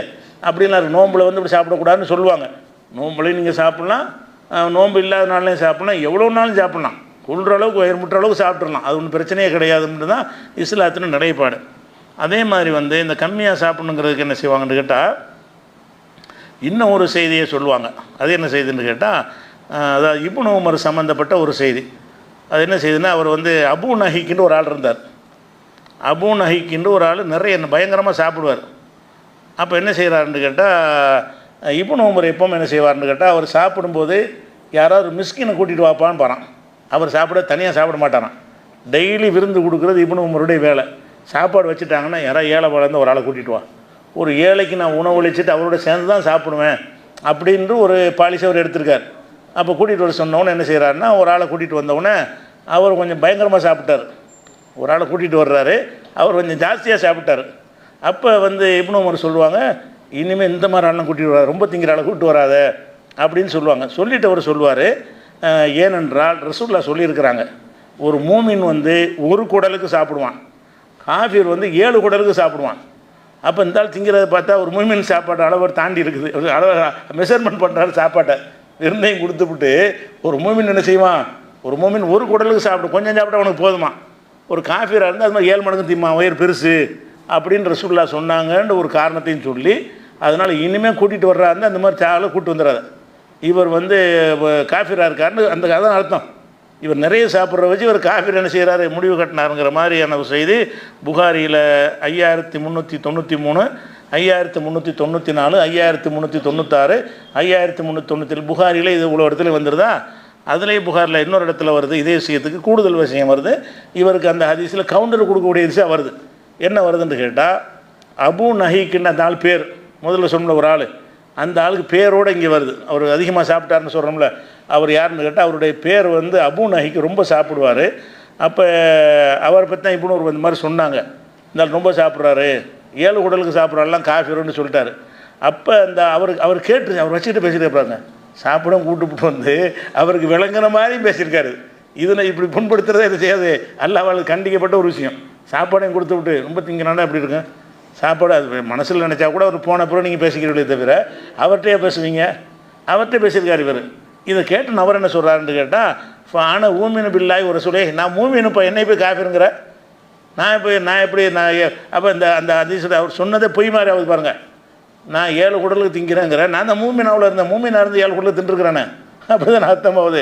அப்போ 7 குடலுக்கு திங்கிறத வச்சுலாம் என்ன செய்ய முடியாது, நீ காஃபிர் தீர்மானம் பண்ணாதப்பா, நான் மூமின்னு, நான் அல்லாஹ் ரசூலை நம்பின ஒரு ஆள், நான் என்னை பற்றி நீ இப்படி இதை சொல்ல போச்சு அப்படின்னு ஒரு மறுத்தார் என்று புகாரில் 5395 ஹதீஸில் அதை கவுண்டரும் கொடுத்துறாரு. அவர் காஃபிராக இருக்கனால ரொம்ப சாப்பிட்றாரு நினைக்கிறார். ரொம்ப சாப்பிட்றத வச்சு அவர் காஃபிர் நினைக்கிறார். இவர் என்ன செய்கிறார், ஓய் நான் மூமினியா, அப்போ மூமினா ரொம்ப சாப்பிடணும் வணங்குதுல, மூமினா இருந்தும் கூட இவர் ரொம்ப சாப்பிட்றாங்க அளவு சாப்பிடணும்னு வணங்குது. அப்போ இப்னு உமர் சொன்னதுக்கு இந்த ஹதீஸில் கவுண்டர் கொடுத்துட்றாரு அவர். அப்படி ஒரு விஷயம் இருக்குது. அதே மாதிரி வந்து இதில் நிலவாகுதுன்றா நிறைய சாப்பிடக்கூடாது. நிறைய சாப்பிடணும் இப்னு உமர் தானே சொல்லியிருக்கிறாரு, இப்னு உமர் தான் சொல்லியிருக்காரு, அவருக்கு அவரே பதிலும் சொல்லிட்டார். அதனால் நிறைய சாப்பிட்றதுக்கு எந்த ஒரு தடையும் கிடையாது. எவ்வளோ நாள் என்ன செய்யலாம், சாப்பிட்லாம். அந்த 3ல் ஒரு பகுதி 4ல் ஒரு பகுதிங்கிற கணக்கெலாம் கிடையாது. ஹலாலாக இருக்கணும், அவ்வளோதான். ஹலாலான விஷயத்த சில மருத்துவத்துக்காக வேண்டி நீங்கள் சாப்பிடாமல் இருக்கலாம். மருத்துவர்கள் என்ன செய்வாங்க, சுகர் மாதிரி நோயாளிகளாக இருந்தாங்கன்னா நீங்கள் மொத்தமாக சாப்பிட்டாங்கன்னா அந்த சுகர் அதிகமாகிடும், பிரித்து சாப்பிடுங்க, 2 மணி நேரத்துக்கு உட்காந்து சாப்பிடுங்க, கொஞ்சம் கொஞ்சம் சாப்பிடுங்க, 5 இட்லி சாப்பிட்றதுக்கு பதிலாக 1 இட்லி அப்படி சாப்பிடுங்கன்னு அது டாக்டர்கள் சொல்லுவாங்க. அது மருத்துவ நோக்கம் வந்துச்சுன்னா அது வேறு விஷயம். அது வந்து நோயை நம்மளை காப்பாற்றினா அது நம்ம உடலை காத்துக்கொள்வதற்காக வேண்டி அதற்கு வழி என்ன வழின்னு அது படித்தவங்க சொல்கிறாங்களோ அதை ஏற்றுக்கிறணும். இப்போ மருத்துவ ரீதியாக உங்களுக்கு கம்மியாக சாப்பிடுங்கன்னு சிலருக்கு சொல்லப்பட்டார். அதனால் வந்து 50க்கு மேலே உள்ள ஆளு சொல்லுவாங்க, 50 வயசு தாண்டின ஆளுக்குன்னு சொல்லுவாங்களே தவிர அது கீழே உள்ள ஆளுக்கெல்லாம் சாப்பாட்டை குறைக்கும்படி என்ன செய்ய மாட்டாங்க, பொதுவாக சொல்ல மாட்டாங்க. அதிகமாக அந்த மாதிரி கரெக்டாக எல்லாம் செமிக்கக்கூடிய ஆளாக தான் இருப்பாங்க. அப்போ அந்த ஒரு காரணத்துக்காக நீங்கள் கம்மியாக சாப்பிட்லாமே தவிர மற்றபடி உங்களுக்கு நல்லா ஜீரணமாகும்னா எடுக்கும்னா என்ன செய்யுங்க, வண்டி இழுக்கும்னா இழுத்துற வண்டி தான், அது கணக்கு பண்ண தேவையே கிடையாது. அது ஒரு விஷயத்தை உடைக்கணும். அடுத்த விஷயம் என்னென்னு கேட்டால் உணவு விஷயத்தில் இது ஒரு டாப்பிக்கு.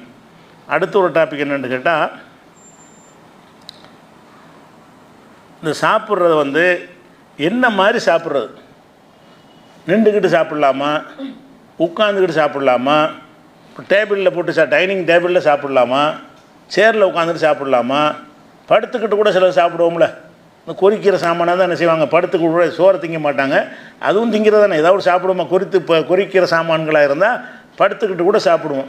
அப்போ இதில் எதுக்காக தடை இருக்குதா, அல்ல என்ன மாதிரி வேண்டாலும் சாப்பிட்லாமா? அதே மாதிரி உட்கார்றதுல கூட பல விதங்கள் இருக்குது. உட்கார்றதுல கூட என்ன செய்யணும், இந்த மாதிரி தான் உட்காரணும், சம்மணம் போட்டு உட்காரக்கூடாது, அந்த மாதிரியான நம்பிக்கை வந்து மக்கள்கிட்ட இருக்குது. குறிப்பாக தப்லீகில் இருக்குது.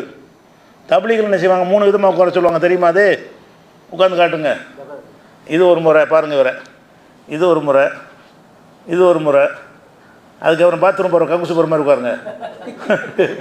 இப்படி 3 விதமாக தான் உட்காரணுங்கிறாங்க. தப்லீகில் போனீங்கன்னா, நாங்களாம் தப்லீகில் போயிருக்கிறோம், சாப்பிடும்போது இப்படி தான் உட்காரணும். ஒன்று மண்டி போட்டு உட்காரணும், இல்லைன்னா அந்த பாத்ரூம் போகிற மாதிரி டைப்பில் உட்காரணும், இல்லைன்னு சொன்னால் ஒரு காலை மடித்து போட்டு ஒரு காலை போய் நெட்டிக்கிட்டு சாப்பிடணும். இந்த 3 விதமாக தான். இதுதான் சுண்ணத்தான முறை என்றெல்லாம் என்ன செய்கிறாங்க, இதெல்லாம் சரியாக மார்க்கத்தில் உள்ளது தானா, அல்லது நம்ம வந்து சம்மணம் போட்டு சாப்பிட்றோம், அது அந்த இதுக்கு மாற்றமாக இருக்கிறது, டைனிங் டேபிளில் சாப்பிட்றோம், தரையில் தான் சாப்பிட்ணும் அப்படிங்கிற மாதிரிலாம் சில விஷயங்களை சொல்கிறாங்க. அப்போ இது சம்பந்தமாக உள்ள இந்த ஒழுங்கு முறைகளை உண்ற விதங்களில் அந்த உணவுகள் விஷயத்தில் இது ரொம்ப முக்கியமான விஷயங்கள். அதில் நின்றுக்கிட்டு சாப்பிட்ற விஷயத்தை பொறுத்து எடுத்துக்கிட்டிங்கன்னு சொன்னால், நின்று கொண்டு சாப்பிடுவதற்கு தடுக்கிற மாதிரி ஹதீஸ் இருக்குது. நின்று கொண்டு குடிக்கக்கூடாது, நின்று கொண்டு சாப்பிடக்கூடாது அப்படிங்கிற கருத்தில் ஹதீஸ் இருக்குது. நின்று கொண்டு சாப்பிடலாம், குடிக்கலாம் என்றும் ஹதீஸ் இருக்குது. அது எப்படிலாம் இருக்குன்னு கேட்டால், அனஸ் அறிவிக்கிறாங்க, ஜஜர அனி சுருவி காயிமன், ரசூல் ஸல்லல்லாஹு அலைஹி வஸல்லம் அவர்கள் நின்று கொண்டே அருந்துவதை தடுத்தார்கள், நின்று கொண்டே அருந்துவதை தடுத்தார்கள் ஹதீஸ் முஸ்லீமில் இருக்குது. இன்னொரு ஹதீஸ் என்ன இருக்குன்னு கேட்டால், இதை ரசூலுல்லாஹ் சொன்னதாக இந்த செய்தியை அனஸ் சொன்னதாக அறிவிக்கிறாங்க. அப்போ அனஸ்கிட்ட கேட்குறாங்க, அப்போ நின்று கொண்டு குடிக்கக்கூடாதுன்னு நீங்கள் சொல்கிறீங்களே, நின்று கொண்டு சாப்பிட்லாமான்னு கேட்குறாரு. அவர் அனஸ் அறிவிக்கிறாரு, நின்று கொண்டு குடிப்பதை ரசூலுல்லாஹ் தடுத்தார்கள்ங்கிறார். அந்த கத்தாதாங்கிறவர் அனஸில் கேட்குறாரு, அப்போ நின்று கொண்டு சாப்பிட்றத பற்றி என்ன நினைக்கிறீங்க, அதை பற்றி சொல்ல மாட்டேங்கிறேன்னொன்னே, அப்போ தாக்கு அஷர் வாகுபது, அது மகா கெட்டதாச்சே, இதே கூடாதுன்னு அது எப்படி கூடும் அப்படிங்கிறார். இது அவர் கருத்தானா. ரசூலுல்லாஹ் சொன்னது நின்று கொண்டே குடிக்காதீங்கன்னு சொல்லிட்டாங்க. ஒரு சஹாபிட்ட ஒரு தாபியை வந்து கேள்வி கேட்குறாரு, நின்று கொண்டு குடிக்கக்கூடாது நீங்களா, அப்போ நின்று கொண்டு சாப்பிட்றத பற்றி என்ன நினைக்கிறீங்கன்னு கேட்குறாரு. அப்போ சாப்பிட்றத பற்றி சொன்ன கருத்து இவருடைய கருத்து. ஏன்னா இவர் சொன்னார்னு அதில் வருது. இவர் என்ன சொன்னார்னு கேட்டால், தாக்கு அஷர் வாகுபது, இது மகா கெட்டது, சாப்பிட்றது மகா கெட்டது, குடிக்கிறதே பெரிய விஷயம்னா சாப்பிட்றது அதை விட பெரிய விஷயம், கூடவே கூடாதுங்கிறார். அப்போ நின்று கொண்டு சாப்பிடுதல் வந்து கூடாது என்று தடை இருக்குது. இந்த 2 ஹதீஸும் சரியான ஹதீஸ் தான். இன்னொரு ஹதீஸ் இருக்குது, இது முஸ்லீமில் வருது, ஆனால் இது வந்து ஏகமானதாக இது பலவீனம். முஸ்லீமில் வந்தாலும் அறிவிப்பாளரில் பலவீனமானது முஸ்லீமில் இருக்கும். அவங்க எல்லா ஹதீஸில் உள்ளவங்களும் எல்லாருமே ஏற்றுக்கொண்ட ஒரு செய்தி பலவீனமானது என்னென்னு கேட்டால், நீங்கள் யார் நின்று கொண்டு குடிக்காதீங்க, அப்படி குடிச்சிட்டிங்கன்னா வாந்தி எடுத்துருங்க அப்படி ஒரு ஹதீஸ். நின்று கொண்டு குடிக்கக்கூடாது. நின்று குடிச்சிட்டு யாவும் வந்துச்சுன்னு என்ன செய்யுங்க, விரலை விட்டு தோண்டி போய்ட்டு அந்த தண்ணியை வெளியேற்றிருங்கிறாங்க. அப்போ லா யஷ்ரபன் அஹதும் மின்கும் காயிமன், உங்களில் யாரும் நின்று கொண்டு குடிக்கக்கூடாது. ஃபமன் நசிய ஃபல்யஸ்தகி, யார் வந்து மறந்து விட்டாரோ அவர் வாந்தி எடுத்து விடட்டும்ங்கிறாங்க. இந்த ஹதீஸ் முஸ்லீமில் வருது. இது சரியான ஹதீஸ் இல்லை. ஏன் சரியா இல்லைன்னா, உமர் இப்னு ஹம்சான்னு ஒரு ஆள் இருக்கிறாரு. இவர் நம்பகமான அறிவிப்பாளர் கிடையாது. இவர் நம்பகமானவர்னு முஸ்லீம் தப்பாக நினச்சிருக்கார். எல்லா அறிஞர்களும் இவர் ஏன் அதில் கொண்டு வந்தார், முஸ்லீம் சரியான ஹதீஸ் சொல்லக்கூடிய ஒரு ஆள் இவருடைய ஹதீஸை ஏன் கொண்டு வந்தாருங்களாம் நினச்சிருக்காங்க. கேள்வி எழுப்புற ஒரு ஆள். இது பலவீனம் இல்லைன்னு யாரும் சொல்ல மாட்டாங்க. முஸ்லீமில் தான் வந்திருக்குது. முஸ்லீமில் வந்து நின்று கொண்டு குடிப்பதை தடுத்தார்கள்னு வரக்கூடிய செய்தி கரெக்டு. நின்று குடித்து விட்டால் வாந்தி எடுன்னு சொல்லக்கூடியது சரியில்லை. அவ்வளோ கடுமையாக சொல்லாது. குடிக்காதுன்னு தடுத்தாங்கன்னு வருது. அது ஒரு விஷயமாச்சா? சரி. அப்போனா நின்று கொண்டு குடிக்கக்கூடாது. இப்போ குடிக்கக்கூடாது மட்டும்தான் வருது, பருகிறது வரல. பருகிறது இவர் தான் சொல்கிறார். குடிக்கிறது தான் ஹதீஸில் வருது. கேட்கும்போது சாப்பிட்ற அதை விட பெரிய விஷயம் தானே அப்படின்னு அனசு சொன்னார்னு வருது. சரி. அப்போ நின்று கொண்டு குடிக்கக்கூடாதுன்னு சொல்லிருச்சா? குடிக்கலாமான்னு பார்த்தீங்கன்னா, குடித்ததுக்கு வந்து நிறைய ஆதாரம் இருக்குது. அது ரெண்டையும் இணைச்சி நம்ம ஒரு முடிவுக்கு வரலாம். அப்படி வரும்போது அலி ரலியல்லாஹு ஒரு அவர் ஆட்சிக்காரர், அவர் கலீஃபாவாக இருக்கிறாரு கூஃபாவில் தலைநகர் அவருக்கு. கூஃபாவில் இருக்கும்போது என்ன செய்கிறாருன்னா, அந்த அந்த அவருடைய அரங்கம் இருக்கணும், அரசு தர்பார்லாம் நடத்துவாங்கள்ல, அந்த வாசலில் வந்து நிற்கிறார். நின்றுட்டு என்ன செய்கிறாருன்னா, மக்கள்லாம் பார்க்குற விதமாக நின்றுக்கிட்டு தண்ணியை குடிக்கிறார். அலி என்ன செய்கிறாரு, எல்லோரும் பார்க்குற விதமாக வெளியில் வந்து நின்று எல்லோரும் பார்க்கட்டுமேன்னு அதை தண்ணியை குடிக்கிறார். குடிக்கிறது மட்டும் இல்லாமல் என்ன செய்கிறாருன்னா, ஃபகால அலி சொல்கிறாரு, இன்ன நாசன் எக்கரவு அகதுகும் எசரப ஓவ காயுமுன், நின்று கொண்டு தண்ணீரை குடிப்பதை சில மக்கள் வெறுக்கத்தக்கது என்று சொல்கிறார்கள். அவர் சொல்கிறார், நான் வேணும்னு தான் குடித்தேன், நீங்கள் நின்று கொண்டு குடிக்கிற தப்பு நிறைய பேர் நினச்சிக்கிட்டு இருக்கிறீங்க அப்படின்னு சொல்லிட்டு நின்று கொண்டு குடிக்கிறார். ஏனென்று கேட்டால், இன்னி ராய்த்து நபியை ஸல்லல்லாஹு அலைஹி வஸல்லம் ஃபால கமா ராய்த்து முனி ஃபால்த்து, நான் எப்படி குடித்ததா நீங்கள் பார்த்தீங்களோ இதே மாதிரி ரசூல் ஸல்லல்லாஹு அலைஹி வஸல்லம் குடித்தா நான் பார்த்துருக்குறேன். நான் எப்படி நீங்கள் எல்லாம் பார்க்குற விதமாக நின்று கொண்டு குடித்தேனோ இதே மாதிரி ரசூல் ஸல்லல்லாஹு அலைஹி வஸல்லம் அவர்கள் மக்கள்லாம் பார்க்குற விதமாக நின்று கொண்டு தண்ணீர் குடித்ததை நான் பார்த்துருக்கிறேன்.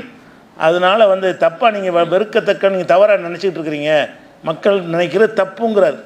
இது புகாரில் 5615 முஸ்லீமில் வரக்கூடிய ஹதீஸு தடுத்தார்கள்னு வந்துடுது. புகாரில் வரக்கூடிய ஹதீஸ் வந்து குடித்தார், ரசூலுல்லாஹ் குடித்தாங்கன்னு வருது. அலி செஞ்ச செயல் நம்ம ஆதாரமாகாது. அவர் எதை காட்டுறாரு, ரசூலுல்லாஹ் இது மாதிரி குடித்ததை நான் நின்று கொண்டு குடித்ததை நான் பார்த்துருக்கிறேன் அப்படின்னு சொல்கிறார். அதே மாதிரி வந்து புகாரில் 5616 ஹதீஸில் அது என்ன வருதுன்னு கேட்டால், அலி ரலியல்லாஹு அவர்கள் வந்து லுஹர் தொழுதார்கள். அந்த கூஃபாவில் இருக்கும்போது தான், ஜனாதிபதியாக இருக்கும்போது தான் லுஹர் தொழுதார்கள்.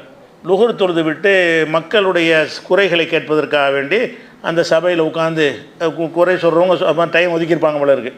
லுஹர் தொழுகை முடிஞ்சோன்னு மக்கள்லாம் அவங்களுடைய குறைகளை பற்றி சொல்ல ஆரம்பிக்கிறாங்க. பேசி அதை கேட்டுக்கிட்டு இருக்கும்போது என்ன ஆச்சுன்னா, அசர் தொழுகை டைம் வந்துருச்சு. லுஹர் தொழுதுட்டார். லுஹர் தொழுதுட்டு மக்களுடைய குறை கேட்கிறாரு. அசர் தொழுகை நேரம் வந்துருச்சு. அசர் தொழுகை வந்தவுடனே இவர் ஒழு செய்யணும் இல்லை, அதுக்காக என்ன செய்கிறாங்கன்னு கேட்டால், சும்மா உத்திய பிமாயின், பிறகு தண்ணீர் அவர் கொண்டு வரப்படுது.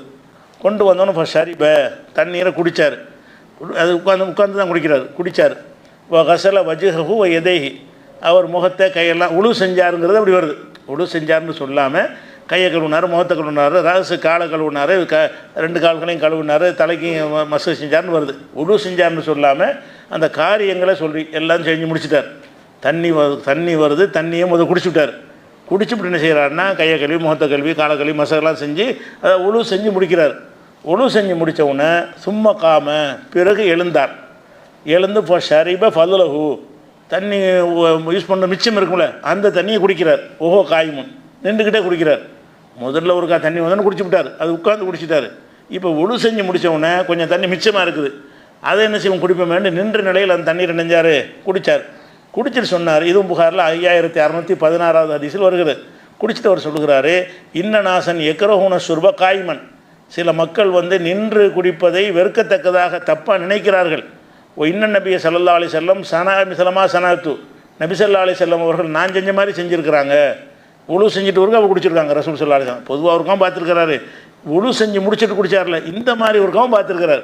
இப்போ நான் செஞ்ச மாதிரியே முதல்ல தண்ணியை குடிச்சு விட்டு அப்புறம் உழு செஞ்சுட்டு அப்புறம் மிச்சம் உள்ள தண்ணியை வந்து நின்று நிலையில் ரசூலுல்லாஹ் வந்து குடித்தாங்கன்னு நான் பார்த்துட்டு, நான் என்ன மாதிரி செஞ்சேனோ அதே மாதிரி ரசூல்லா செய்ய நான் பார்த்துருக்கிறேன் அப்படின்னு வேற சொல்கிறார்.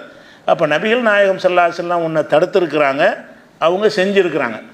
தடுத்த காரியத்தை நின்று கொண்டு தண்ணீர் அருந்துவதை தடுத்தார்கள், அவர்களே தண்ணீர் இணைஞ்சிருக்கிறாங்க, குடிச்சிருக்கிறாங்கன்னு வருது. அதே மாதிரி வந்து புகாரில் 5007 வரிசையாக வரக்கூடிய 5615, 16, 17 வரிசையாக தான் இந்த குடிக்கிற ஹதீஸ்லாம் புகாரில் வரும்.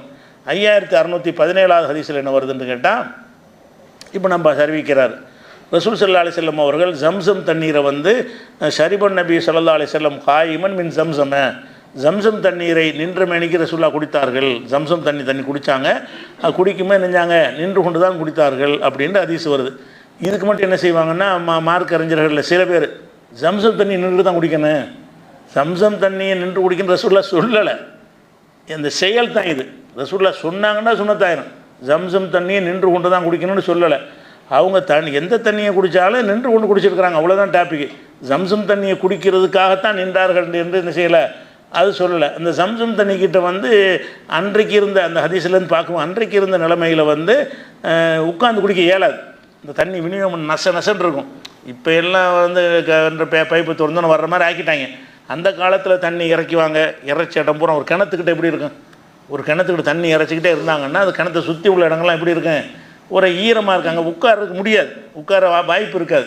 அப்போ வர்றவங்களாம் நின்று தான் குடிச்சிட்டு போயிட்டுருப்பாங்க. அப்போ ஜம்சம் தண்ணிகிட்ட குடிச்சா உட்காருவதற்கு வாய்ப்பு இல்லைன்னு தான் குடிச்சிருப்பாங்களே தவிர, அல்லது வேணும்னு குடிச்சிருப்பாங்க, குடிக்கலான்னு காட்டுவதற்கு குடிச்சிருப்பாங்க. அது ஜம்சமுக்குரிய சட்டம்னு நம்ம எடுக்க இயலாது. அப்படி எடுத்தாலும் மற்ற ஹதீஸுகளில் மற்ற தண்ணி குடிச்சிருக்காங்கன்னு வருது. அதனால் நின்று கொண்டே குடித்தல்ங்கிறது என்ன இல்லை, தப்பானது இல்லை என்பதை இந்த ஹதீஸ்லேருந்து வழங்கிடுறோம். அதே மாதிரி வந்து திருமதியில் ஒரு ஹதீஸ் வருது. இப்னு உமர் அறிவிக்கிறாங்க, குன்னா நகுலு அலா அஹதி ரசூலுல்லாஹி ஸல்லல்லாஹு அலைஹி வஸல்லம் ஒ நஹனு நம்ஷி ஓ நஷரபு ஒ நஹனு கியாமுன். ரசூல் ஸல்லல்லாஹு அலைஹி வஸல்லம் காலத்தில் நாங்கள் நடந்துக்கிட்டே சாப்பிடுவோம். நீ நிற்கிற பற்றி பேசுகிற. இப்னு உமர் சொல்கிறார், ரசூலுல்லாஹ்வுடைய காலத்தில் நம்ம நடந்துக்கிட்ட குறிக்கிற சாமான் சாப்பிடுவோம்ல, நடந்துக்கிட்டே சாப்பிட்றோன்னா சோறு சாப்பிட மாட்டாங்க. நடந்துக்கிட்டு யாரும் இந்த ஏதாவது கடலை மிச்சர் வாங்கி தின்னுட்டு போவோம்ல, நடந்துட்டு தானே சாப்பிட்றோம். அந்த மாதிரி சாப்பிட்றோம்ல, அந்த மாதிரி சாப்பிட்ருக்கோங்கிறார் அவர். பேரிச்ச மரத்தை எடுத்து ஒன்றா தின்னுட்டு போவாங்க போல இருக்குது. அப்போ சொல்கிறாரு, குன்னான கூலால் அஹதி ரசூலுல்லாஹி ஸல்லல்லாஹு அலைஹி வஸல்லம் ஓ நஹனு நம்ஷி, நாங்கள் நடந்த மேனிக்கு வந்து என்ன செய்வோம், ரசூலுல்லாஹ்வுடைய காலத்தில் நாங்கள் சாப்பிடுவோம். ஓ நஷரபு ஓ நஹனு கியாமுன், நின்ற மேனிக்கு நாங்கள் குடிக்கவும் செய்வோம். குடிக்கிறதுக்கு நடந்துட்டு குடிக்க முடியாது, சேதனம் உள்ள ஒழுங்காக இறங்காது, அதுக்கு நின்றுக்குறாங்க போல இருக்குது. நாங்கள் நின்ற நிலையில் வந்து தண்ணீர் குடிப்போம், நடக்கும் நிலையில் சாப்பிடுவோம். ரசூல்லா காலத்தில் நடந்ததுன்னா ரசூல்லாவுக்கு தெரிஞ்சுன்னு அர்த்தம். ரசூல்லா காலத்திலே நாங்கள் ரசூல்லாவுடைய காலத்தில் இப்படி செஞ்சு கொண்டு இருந்தோம்னு சொன்னால் ஏதோ ஒரே ஒரு ஆள் செஞ்சார்னு அர்த்தமாக, நாங்கள் செஞ்சோன்னா பரவலாக மக்கள்கிட்ட பழக்கமாக இருந்தால் அப்படி சொல்லுவாங்க. நாங்கள் செய்து கொண்டு இருந்தோம்னு ஒரே ஒரு ஆள் இவர் மட்டும் செஞ்சுருந்தாருன்னு அப்படி சொல்ல மாட்டார். நான் ஒருக்கு அந்த மாதிரி செஞ்சேன்னு சொல்லுவார். நாங்கள் ரசூல்லாவுடைய காலத்தில் செஞ்சோம்னு சொல்வதாக இருந்தால் பரவலாக நிறைய மக்கள் அப்படி செஞ்சுருக்கிறாங்க. பரவலாக செஞ்சுருக்கும்போது ரசூல்லா கவனத்துக்கு வராமல் இருக்காது. வஹி மூலமாக அதில் காட்டி கொடுத்துருவான். தப்பான விஷயத்தை மக்கள் செய்கிறாங்கன்னா அது தவறுண்டு அதை சுட்டி காட்டுறது அல்லாஹ்வுடைய பொறுப்பாயிரும். அது வஹி மூலம் வந்திருக்கும். அப்போ தவறுண்டு சுட்டி காட்டுறது ரசூல்லாவும் சுட்டி காட்டல, வஹியும் வரல. அப்போ ரசூல்லாவுடைய காலத்தில் வந்து நாங்கள் நின்றுக்கிட்டே நடந்துக்கிட்டே சாப்பிடுவோம், நின்றுக்கிட்டே குடிப்போம் என்கிற ஒரு செய்தி திருமதியில் வருகிறது. திருமதியில் மாத்திரமில்லை, இப்னு மாஜாவில், முஸ்னத் அஹமதில், இப்னு ஹிப்பானில், அது மாதிரி முசன்னஃப் அப்துல் ரஸாக்கில், முஸ்னதுல் பஸாரில், இவ்வளோ நூல்லையும் வருது இந்த ஒரு செய்தி. நின்றுக்கிட்டே சாப்பிட்ற ஒரு செய்தி பல நூல்களில் வருது. எல்லாமே ஆத்தன்டிக்கான ஒரு செய்தியாக இருக்கிறது. அப்போ வந்து நின்று கொண்டு சாப்பிட்லான்ட்டு இதை சொல்லிட்டாங்க. அப்போ இந்த மாதிரி வரக்கூடிய நேரத்தில் வந்து இது ஒன்றுக்கு ஒன்று முரணாக இருக்கும்ல, அப்படி முரண் மாதிரி வந்துச்சின்னு சொன்னால் இது முரண் இல்லாமல் விளங்க முடியுமான்னு தான் ஃபஸ்ட்டு பார்க்கணும். முரண் இல்லாமல் விளங்க இதில் முடியும். ஏன்னு கேட்டால் ஒரு நேரத்திலேயே ரெண்டு விதமாக செஞ்சால் தான் அது முரணாகும். ஒரு நாளைக்கு நின்று ஒரு நாளைக்கு உட்காந்துஞ்சு அது முரண் கிடையாது. ரசூலுல்லாஹ் ஒரு நேரத்தில் வந்து அப்படி தடுத்தாங்க, ஒரு நேரத்தில் எப்படி செஞ்சுருக்கிறாங்கன்னு சொன்னால் இருவிதமாகவும் செய்யலாம்னு காட்டுவதற்கு செய்வாங்க. ரசூல் ஸல்லல்லாஹு அலைஹி வஸல்லம் அவர்கள் சில காரியங்களை இப்படியும் செய்வாங்க, அப்படியும் சில தடுத்தும் இருப்பாங்க. தடுக்கிறதுங்கிறது வந்து அவ்வளோ நல்லது இல்லைன்னு வச்சுக்கிறணும். தடையும் செஞ்சுருக்கிறாங்க, அவங்க அது மீறியும் இருக்கிறாங்க என்று சொன்னால் அப்போ மீறுவது குற்றம் இல்லை. இருந்தாலும் தடை செஞ்சுருக்கிறாங்கல்ல, அதனால் இயன்ற அளவுக்கு நம்ம நின்றுக்கிட்டு சாப்பிடுவது தவிர்க்க பார்க்கணும். அல்லது பரவாயில்ல நின்று தான் உட்காந்து நின்று குடிக்கிறது தவிர்க்க பார்க்கணும். இல்லை அது வாய்ப்பு இல்லை அப்படின்னா தெரிஞ்சுக்கலாம். ஏன் செஞ்சால் ரசூலுல்லாஹ் செஞ்சாங்க, ஆதாரம் இருக்குது. அப்போ ரசூல் ஸல்லல்லாஹு அலைஹி வஸல்லம் அவர்கள் மேலான காரியத்தையும் செய்வார்கள், மட்டமான காரியத்தை அனுமதிக்கப்பட்டதையும் செய்வார்கள். செஞ்சால் தான் நமக்கு சட்டம் தெரியும். நமக்கு அது கூடும்னு காட்டுவதற்காக ரசூலுல்லாஹ் என்ன செய்வாங்கன்னா, சில இப்போ நின்று கொண்டு சிறுநீர் கழிப்பதை ரசூலுல்லாஹ் தடுத்தாங்க, அவங்களே சிறுநீர் கழித்தாங்க. நின்று கொண்டு சிறுநீர் கழிக்காதீங்கன்னு தடுத்தாங்க. ஆயிஷா நாயெல்லாம் என்ன செய்கிறாங்க, அதை அறிவிக்கிறாங்க. இந்த மாதிரி நின்று கொண்டு ஒரு வெளியே போய் குப்பைமேட்டுக்கிட்ட போனார்கள், அவங்க நின்று கொண்டு சிறுநீர் கழித்தார்கள்னு ஒரு ஹதீஸ் புகாரில் வரும். இது ஆயிஷா நாயிட்ட போய் சொல்லும்போது அதெல்லாம் கிடையவே கிடையாது, அவங்க உட்கார்ந்து தான் சிறுநீர் கழிப்பாங்க, நின்று கழிச்சதில் என்ன மறுக்கவெல்லாம் செய்வாங்க. ஆனால் அதை வந்து இவங்க மறுத்தாங்கன்னா பொய் சொல்கிறான்னு வந்துடும். ஆயிஷா நாய் மறுத்தாங்கன்னா அப்போ சிறுநீர் கழித்தார்னு சொல்லக்கூடிய சாமி பொய்யர் ஆயிடுவார்ல. அவர் பொய் சொல்லலை, அவர் பார்த்தது அவர் சொல்கிறாரு, இவங்க பார்த்து இவங்க சொல்கிறாங்க. இவங்க பார்க்கும்போது ரசூலுல்லாஹ் நின்று சிறுநீர் கழிச்சது இல்லை, அவர் பார்க்கும்போது அவர் சிறுநீர் கழிச்சிருக்கிறார். அவரவர் பார்த்து அவரவர் சொல்லும்போது முரணாக தான் வரும். அப்போ அதையும் ரசூலுல்லாஹ் செஞ்சாங்கன்னு கேட்டால், உட்காந்து தான் சிறுநீர் கழிக்கணும் தெரிக்கும். பொதுவான அறிவு நமக்கு சொல்லுது, நின்று சிறுநீர் கழிக்கும்போது இன்னும் உடையிலெல்லாம் படக்கூடிய வாய்ப்புகள் பல விஷயங்கள் இருக்குது. அந்த இடமெல்லாம் நசன்னு ஆயிரும், அடுத்தவர்களுக்கு டிஸ்டர்பாக இருக்கக்கூடிய விஷயம்லாம் வரும். உட்கார்ந்து கழிச்சோம்னா அது அந்த தரை வந்து என்ன செய்யாது, அவ்வளோ இதாக போகாது, தெரிக்காது, ஆடைகளில் படாதுங்கிறதுனால அது நின்று கொண்டு உட்கார்ந்து கழிக்கிறது சிறந்ததுன்னு விளங்குகிறது. ஆனால் சில நேரங்களில் உட்கார முடியாத ஒரு நிலை. இப்போ பஸ் ஸ்டாண்டு இது மாதிரிலாம் போயிட்டீங்க, இப்போ அதெல்லாம் இப்போ நின்றுக்கிட்டு சிறுநீர் கழிக்கிற மாதிரி தான் செட்டிங் பண்ணி வச்சுருக்கோம். அப்போ நவீன காலத்தில் யூரினாலுக்கு போனீங்கன்னா என்ன செய்யணும், நின்று தான் அங்கே சிறுநீர் கழிக்க இயலுமே தவிர உட்கார்ந்து கழிக்கிற ஒரு செட்டப்பே பல இடங்களில் இருக்காது. அப்போ வந்து இது மார்க்கத்தில் தடை செய்யப்பட்டதுன்னு ஒரு உறுத்தல் வரும்ல, வர வேணாம், முடியாட்டி செஞ்சுட்டு போ. முடியலைன்னா ரசூலுல்லாஹ் நின்று நமக்கு காட்டி தரணும்ல, நின்று தான் கழிக்க வேண்டும் என்கிற ஒரு நிலை வந்தால் அப்படியும் செஞ்சுக்கிறலாம். முடிஞ்ச அளவுக்கு நீங்கள் நின்றுக்கிட்டு தண்ணி குடிக்காதீங்க, ஆனால் அது குற்றம் கிடையாது. அது வந்து நின்று அது சிறந்தது வந்து நின்று கொண்டு உட்கார்ந்து கொண்டு குடிக்கிறது தான் சிறந்தது. இருந்தாலும் அது குடித்தா குற்றமானா குற்றத்தை ரசூலுல்லாஹ் செய்ய மாட்டாங்கல்ல. குற்றமான ஒரு செயலை ரசூலுல்லாஹ் அலி பின்பற்றக்கூடிய பகிரங்க மக்கள்கிட்ட அறிவிச்சு செய்வாங்களா? குற்றமானதை செய்ய மாட்டாங்க. அப்போ என்ன செய்வாங்கன்னு கேட்டால், ஒன்று மிகச்சிறந்ததாக இருக்கும், ஒன்று அனுமதிக்கப்பட்டதாக இருக்கும். மிகச்சிறந்ததையும் சில நேரத்தில் செய்வாங்க, சிறந்ததையும் சில நேரத்தில் செய்வாங்க. ரெண்டும் செய்யலான்னு நம்ம எடுத்துக்கொள்ளணும். நமக்கு அந்த சூழ்நிலையில் வந்துச்சுன்னு சொன்னால் அந்த சிறுநீர் விஷயத்தை நம்ம எப்படி புரிந்து கொள்கிறோமோ அந்த மாதிரி தான் இந்த எடுத்துக்கொள்ளணும். அதனால் இது முரணாக எடுத்துக்கிற முடியாது. அந்த நின்று கொண்டு தடுத்தார்கள்ல, அதுக்கும் ஒரு வெயிட் கொடுக்கலாம். அது முரண் நம்ம சொல்ல ஒரு நாளே ஒரு வெள்ளிக்கிழமை காலையில் 5 மணிக்கு நின்று கொண்டு சிறுநீர் கழித்தார்கள், உட்கார்ந்து கழித்தார்கள்னு சொன்னால் தான் அது முரணாகும். ஒரு குறிப்பிட்ட நாள் குறிப்பிட்ட நேரத்தை குறிப்பிட்டு இன்றைக்கி வந்து இத்தனை மணிக்கு அவர் வந்து நின்றுக்கிட்டு சாப்பிட்டாரு அப்படின்னு ஒரு மாதிரி நின்றுக்கிட்டு சாப்பிடலன்னு சொன்னால் தான் அது எப்படி இப்போ ஒரு நேரத்தில் இப்படி 2 விதமாக செஞ்சுருப்பாங்கன்னா தான் முரணாக இருக்கும். 2 நேரத்தில் வந்து 2 காரியம் செஞ்சாங்கன்னா அது முரண் கிடையாது. அது ஒரு நேரம், இது ஒரு நேரம், இது ஒரு நேரம், அது ஒரு நேரம் செஞ்சாங்கன்னா அது எப்படி புரிஞ்சுக்கணும்? பொதுவாக 2க்கும் மார்க்கத்தில் அனுமதி இருக்கிறது, 2க்கும் மார்க்கத்தில் அனுமதி இருக்குன்னு தான் புரிஞ்சுக்கணும் பொதுவான உசூல் பிரகாரம். அது ஒரு விஷயமாச்சு. அடுத்து என்னென்னு கேட்டால், இப்போ வந்து நம்ம பஸ்ஸில் உட்காந்துட்டே சாப்பிட்டுட்டு போகிறோம், நிற்கிறத விட்டுருவோம். அடுத்து என்ன செய்யணும்னா பஸ்ஸில் பிரயாணம் பண்ணும்போது சாப்பிட்டு தானே போகிறோம். பஸ்ஸில் ஏறி உட்காந்திங்கன்னா பஸ்ஸில் சாப்பாடாக கூட பஸ் ஓடிக்கிட்டு இருக்கும்போது சாப்பிடுவோம், பொட்டணத்தை வாங்கிக்கிடுவோம், அவன் நிற்கிற இடத்துல நிப்பாட்டியும் சாப்பிடுவோம். ஒழுங்கான சாப்பாடு இல்லைன்னா நம்ம பார்சல் பண்ணிவிட்டு வந்து அந்த டைம் வரும்போது பஸ்ஸில் என்ன செய்வோம், ஓடுற பஸ்ஸில் கூட நம்ம சாப்பிடுவோம்.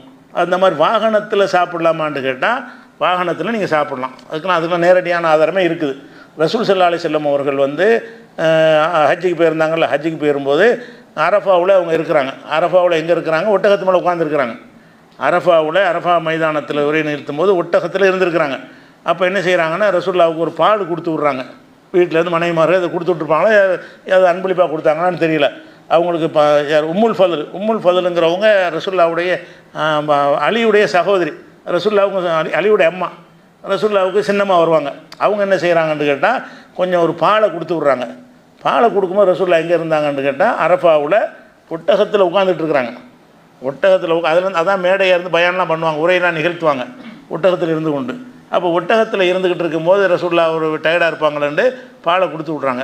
அப்போ ரசூலுல்லாஹ் என்ன செய்கிறாங்கன்னா அதை ஒட்டகத்தில் இருந்துக்கிட்டே குடிக்கிறாங்க. ஒட்டகம்ங்கிறது வாகனம் தானே, அந்த நமக்கு பஸ்ஸு மாதிரி அந்த காலத்தில் ஒட்டகம், நமக்கு பைக்கு மாதிரி அந்த காலத்தில் ஒட்டகம் குதிரையெல்லாம் வாகனம். அப்போ வாகனத்தில் உட்காந்துருக்குமே இறங்கி குடிக்க எவ்வளோ நேரம் ஆக போகுது? இருப்பா பாலை குடிக்கிறே அப்படி தான் நம்ம இறங்குன்னு தான் நினைப்போம். குடிக்கிற சட்டமாக இருந்தால் என்ன செஞ்சுருக்கேன்னு, அம்மாடி வாகனத்தில் உட்காந்து இப்படி குடிக்கிறது, இப்போ இறங்கிடுவோம் அப்படின்னு நினைக்காம அந்த ஒட்டகத்தில் இருந்து கொண்டே ரசூல் ஸல்லல்லாஹு அலைஹி வஸல்லம் அவர்கள் அந்த பாலை குடித்தார்கள்ங்கிற ஒரு செய்தி புகாரில் 5618வது ஹதீஸில் இருக்குது. அதனால் வந்து நின்று கொண்டும் சாப்பிடலாம், உட்காந்து கொண்டும் சாப்பிடலாம். அது மாதிரி ஒரு இதில் உட்காந்துட்டு ஒட்டகத்தில் உட்காந்து சாப்பிட்ற மாதிரி சேரில் உட்காந்து சாப்பிட்றது வரும்ல. ஒட்டகத்தில் உட்காந்தாங்கன்னா அது நிற்கிறதுலையும் சேராது, உட்காரதுலையும் சேராது தானே. ஒட்டகத்தில் உட்காருதல் என்பது நிற்கிறாருன்னு வராது, அது உட்கார்றதுலையும் வராது, ஒரு 2க்கு நடுவில் ஒரு ஸ்டேஜில் வருது. அதான் நம்ம சேரலாம். சேரில் உட்காந்துருக்கோம்னா இது ஒட்டகத்தில் உட்காந்த மாதிரி தான் இது. பஸ்ஸில் உட்காந்து சேரில் உட்காந்து சாப்பிட்றோம் என்று கேட்டால் அப்படி உட்காரலாமான்னா ஒட்டகத்தில் உட்காந்தாங்கல்ல அது மாதிரி சாப்பிட்றோம். தரையெல்லாம் நிற்கணும்னு இருக்குது. தரையில் கால் பண்ணணும்னு ஒரு கட்டாயம் இருந்தால், தரையில் வந்து நம்ம உட்காந்து ஆகணும்னு கட்டாயமாக இருந்தால் ரசூலுல்லாஹ் 2ல் 1 செஞ்சுருப்பாங்கல்ல.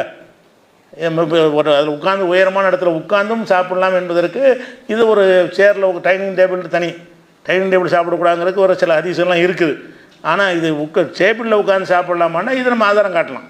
டேபிளில் உட்காந்து சாப்பிட்லாம், பஸ்ஸில் உட்காந்து சாப்பிட்லாம். அது வந்து அந்த நம்ம ரசூலுல்லாஹ் மார்க்கத்து தடுக்கப்பட்டது இல்லைன்னு விளங்கிக்கிறோம். அடுத்து என்னென்னா உட்காரும் விதத்துக்கு வரணும். இப்போ நீ சொல்லி காட்டணும்ல, அது இன்றைக்கி வந்துடும் வந்தால் வரல. அவர் உட்காந்து காட்டினார்ல 3 விதமாக உட்காரணுங்கிறாங்கல்ல, அப்படி தான் உட்காரணுமா, வேறு முறைகள்லாம் இருக்குது. அதுக்குரிய ஆதாரங்கள் என்ன என்பது இன்ஷா அல்லாஹ் நாளைக்கு பார்க்கலாம். அஸ்ஸலாமு அலைக்கும்.